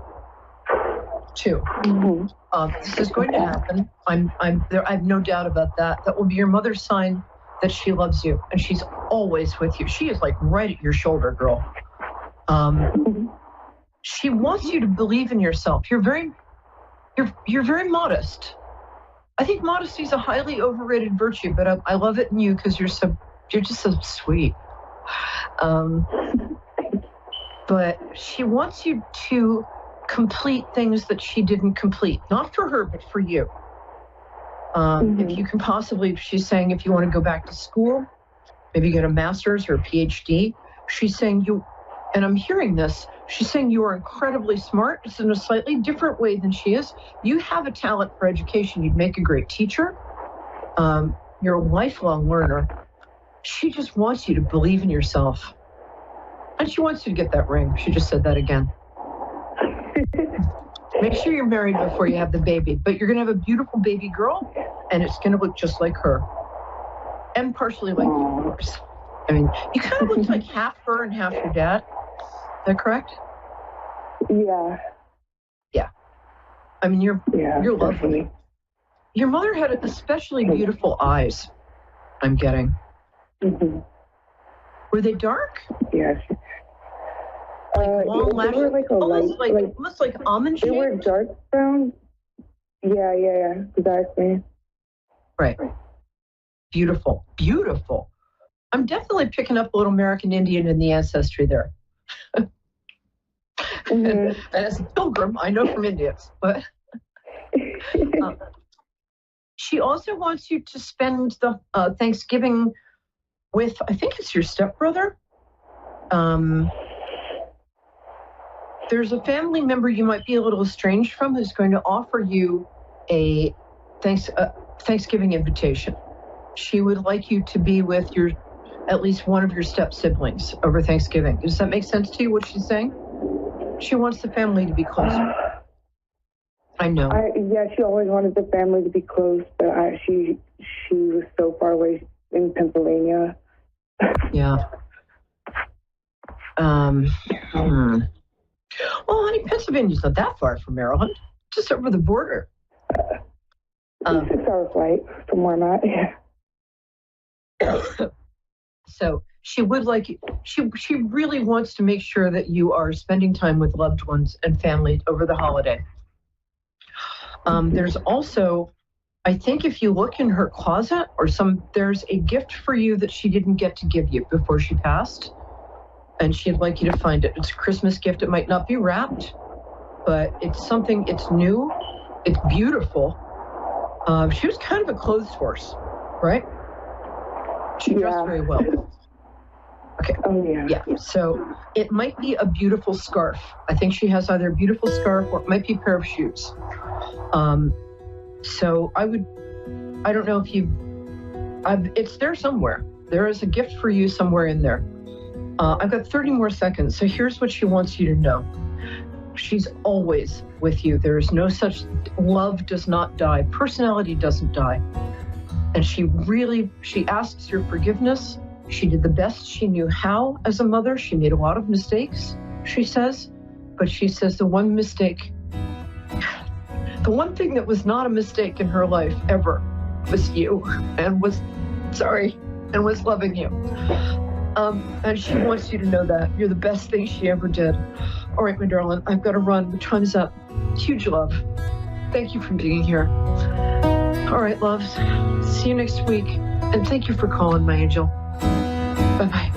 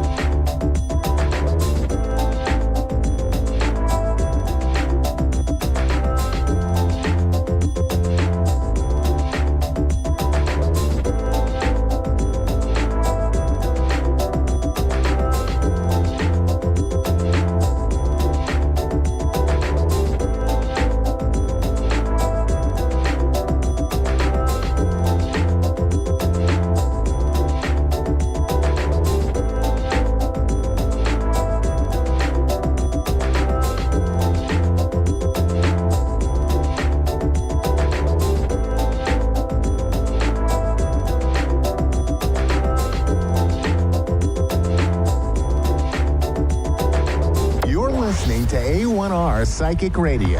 Earth's #1 psychic radio network, and watching Moonstruck TV, enlightening television. Welcome. Time for astrology and psychic readings with Lady D. Lady D. Live from LadyDSpsychicParties.com. Connect direct. In North America, dial 888-454-2751. In London, 20-3519-2158. In Sydney, dial 02-8488-3147. Or online, contact us through our Facebook page, facebook.com/psychic radio. Or one of our websites, askoneradio.com or moonstruck.tv. This is Astrology and Psychic Reading on A1R, the Ask One Radio Network. Hi everybody, welcome to Astrology and Psychic Readings with Lady D. I'm your host for this segment, Lady D, at the new time of 3 p.m. here in Sydney. So with the planets for this week, we're still in opposition between Mars and Pluto. So it's happened the past week, and we're still kind of in that opposition. So that can cause a little bit of stress for people. There's opposition there. We've also got a try until the 13th. We've got a try from Mercury to Mars. That's giving you the strength and more confident in your communication with that. We've got a square with Venus to Saturn. That's going to be a bit of issues there with finances and money. We've also got a sextile between Mars and Uranus, and it's till the 10th, and that's going to bring about unexpected strength, or could be unexpected anger coming up. We've also got Venus. There's going to be some sort of healing to do with issues that are causing you a bit of stress or a bit of turmoil, because we do have this week until the 13th, we've got Venus tri Chiron. We've got all week Jupiter sextile Chiron, and then on the 11th, we've got Mercury tri Chiron. So there's going to be some sort of resolution. I feel some kind of healing to do with something that's caused you a bit of drama, a bit of stress, something that's really caused you sort of some deep pain, deep wounds here. There'll be some kind of healing with that. We've also got an opposition between Jupiter and Venus, which is going to be until the 12th. That's luck with relationships and finances. We've also got on the 11th, we've got an opposition between Mercury and Jupiter, which is going to be luck with communication, so hearing some good news. And then on the 13th, we've got Venus moving into Capricorn. So that might be about holding back a little bit and being more level-headed when it comes to finances and relationships. Could be about making certain deals or really going into certain like partnerships, like business-wise. But I feel like it's something about like holding back and not getting too emotionally involved in terms of financial obligations or partnerships. Yeah, with that transit. I've got here, what else is coming up? I've got, there's more shocks in store coming up this week, and I feel like this week's all about cleaning up the mess. It's also, I feel like it's like things might be extended, so I could be delaying things or things being extended coming up. And it's got here time for big changes, time to get ready for the next year. Got here time to turn the page and start a new chapter, so starting new things coming in. I've got here things can seem complex or complicated. And it's got here just to wait, breathe and wait to see what's coming up and what's going to happen next in certain situations this week. Okay, so let's look up, we've got a caller here. So we do have Michelle, who's in Hamilton, New Jersey in America. So hello, Michelle, how are you? Hi, Danielle, how are you? I'm good. How can I help you today? Well, I have some like exciting things going on with work, my business coming together, and my book coming together, and I'm going to be sharing it in Paris in March. And I'm just excited for like where my life is kind of finally taking off. And I just wanted to see how my relationship is in handling all this, and financially, and I just whatever comes to you, I just want to know. Okay. Is your grandmother on your mum's side? Is she's still with us? She's here. My still? mom? Yes. Your mum's mum. Your grandmother on your mum's side. My grandmother. No, she passed away. Passed. Oh, okay. Because I feel her, and I feel like she's very excited to be around you. She's very proud of you as well. She's telling me that she was a classy lady. And I see her wearing I don't know if she wore her hair up, because she's showing me wearing her hair up. And like it being neat and tidy, but she keeps on seeing it like an upstyle with her.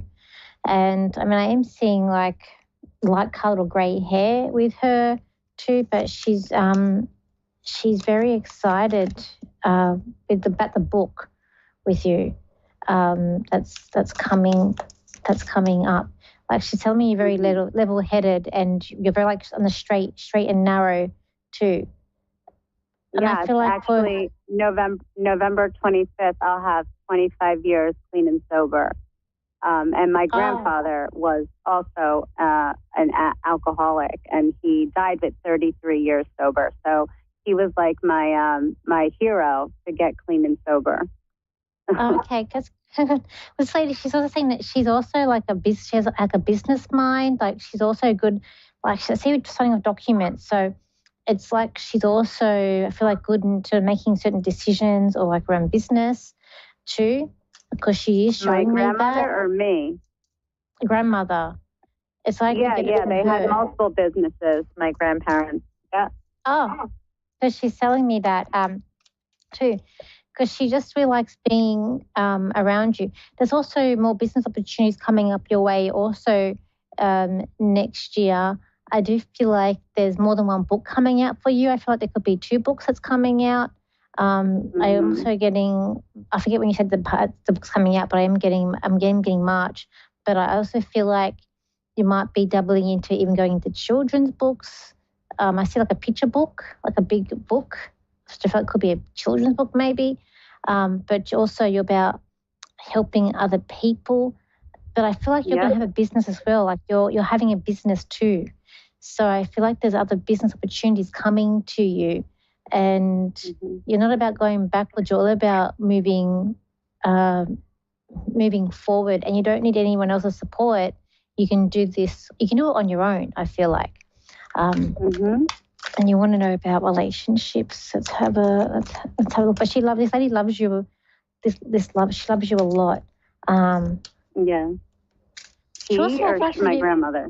I get your grandmother. She's also quite, I feel like she's a little bit, like she prayed, because she told me that she's a little bit religious. She prays. So I feel like she's a bit religious. She was very religious. Yeah, because she's praying. I don't know about I don't know exactly where she was from, but she's showing me a church that's a white building. And it's that's my church now. Oh, okay. Is it like cladded? Is it like, it's like the cladding, like the wood, like the, not brick, but like the wood, like the, I don't know how we say cladding here, so I don't know what you call it over there. They just did the whole basement. They did a whole children's unit down in the basement and gutted it out. Oh, okay. Okay. Well, I'm seeing that church. I feel like they do a lot of good, that church. She's telling me they do a lot of good. So now, in terms of your relationship, so you're looking at your relationship with your partner, is what you're wanting to know? Yes. I feel like he's the love of my life. I finally found him after 2 failed marriages. He's amazing. What I will say is that you don't need a relationship. Like, you're very strong, confident in everything you're going to do in your life, you can do by yourself. Like, it's good to have someone there. Oh, I know that. But I just see you're able to do like things on your own. See, when I connect to this relationship, I mean, I feel quite good and quite positive about the relationship. It's like I'm in a little like love bubble with it, and I feel like it's quite protected. I'm seeing like there's things penetrating it, and it's very, this protection bubble is very strong too. I feel like this partner has a lot of wisdom with him too, but he knows when to stand back. I see him sort of standing back and letting you take the lead, letting you sort of be in the front. And I feel like does have a confidence in himself, but he allows you to do allows you to shine. When I say that, he's not getting jealous. He's not, he's happy to have that you have the spotlight, because I feel like he's there to help. Is he also quite handy, with his hands? Is he able to build things himself? Very much. Yes. Because I see him very concentrating on a project, like building something, or he's doing something. Oh, okay. Always in the garage. He builds Harleys and redoes them. Yeah, and sells them. Yeah. Okay, but he's handy around the house too. He knows how to do everything. Oh, that's good, because I just see him very focused on that. I'm not seeing a breakup for now. I'm seeing you guys together. And I am seeing some sort of road trip or car trip. And I do get a holiday road trip for you guys as well. You're seeing different sites. I do feel like it's in America. Might be going into Canada, but I see you're going across a long bridge. I don't know where that bridge is, but I see a long bridge, in a car crossing a really long bridge. I don't know if it's Long Island or something. I don't know. I just see a long bridge you guys going across, but I know it's a holiday and you're seeing different sites. I see you going to the beach, but I also see the scenery is going to change where you go. But I also feel like you might be going. But I also see a trip to Canada as well for you. Where? I also feel like this Canada, but I feel like this book signing the book is taking you I feel like also your book is going to take you to other places. So I feel like the book there's plane travel, but it's to do with your book. So I feel like maybe you're going to do a tour here with the book, and you might be going to Hawaii, and you might be looking at expanding, going to different countries as well. But I do see everything I've been quite positive. Invited to Dubai, Mexico, London. I'm going to Paris. I've been invited to speak at the United Amorites, or however you say it. So I've already been invited to all these places to come. It's pretty wild. But I'm definitely going to Paris in March. Yeah. Fantastic, because I could see the plane travel, and it's just different. And I knew it's to do with the book, but I feel like you're going to be quite busy over the next, I'm going to say 2 years. You're going to be very busy, and I just feel like there's a big spotlight, and even maybe going to to media, talk shows too for you. But I hope that I've helped you today, and thank you for calling in. Yes. Thank you so much. Do you see us getting married in a few years? Possibly in 2 years. Possibly in 2. I do see you in a white dress. I get 2, but it might be an outdoor. I don't know if it's a church. Maybe there'll be a church, but I see you outside though. So there could be some nature, outdoors. definitely. Yeah. Yeah. And one more question: do you see us buying a house in New Jersey or in Pennsylvania down the road? I get New Jersey. New Jersey sends out to me more than Pennsylvania. Yeah. Okay. I figured. Okay. All right. Thank you for calling in today.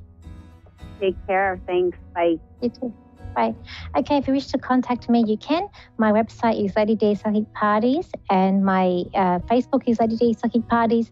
My Instagram is Lady D Psychic, and my TikTok is Lady D Psychic, and my YouTube is Lady D. If you can't look underneath that, just look under Danielle Psychic. So thank you, and I'll see you same time, same place next week. So bye for now.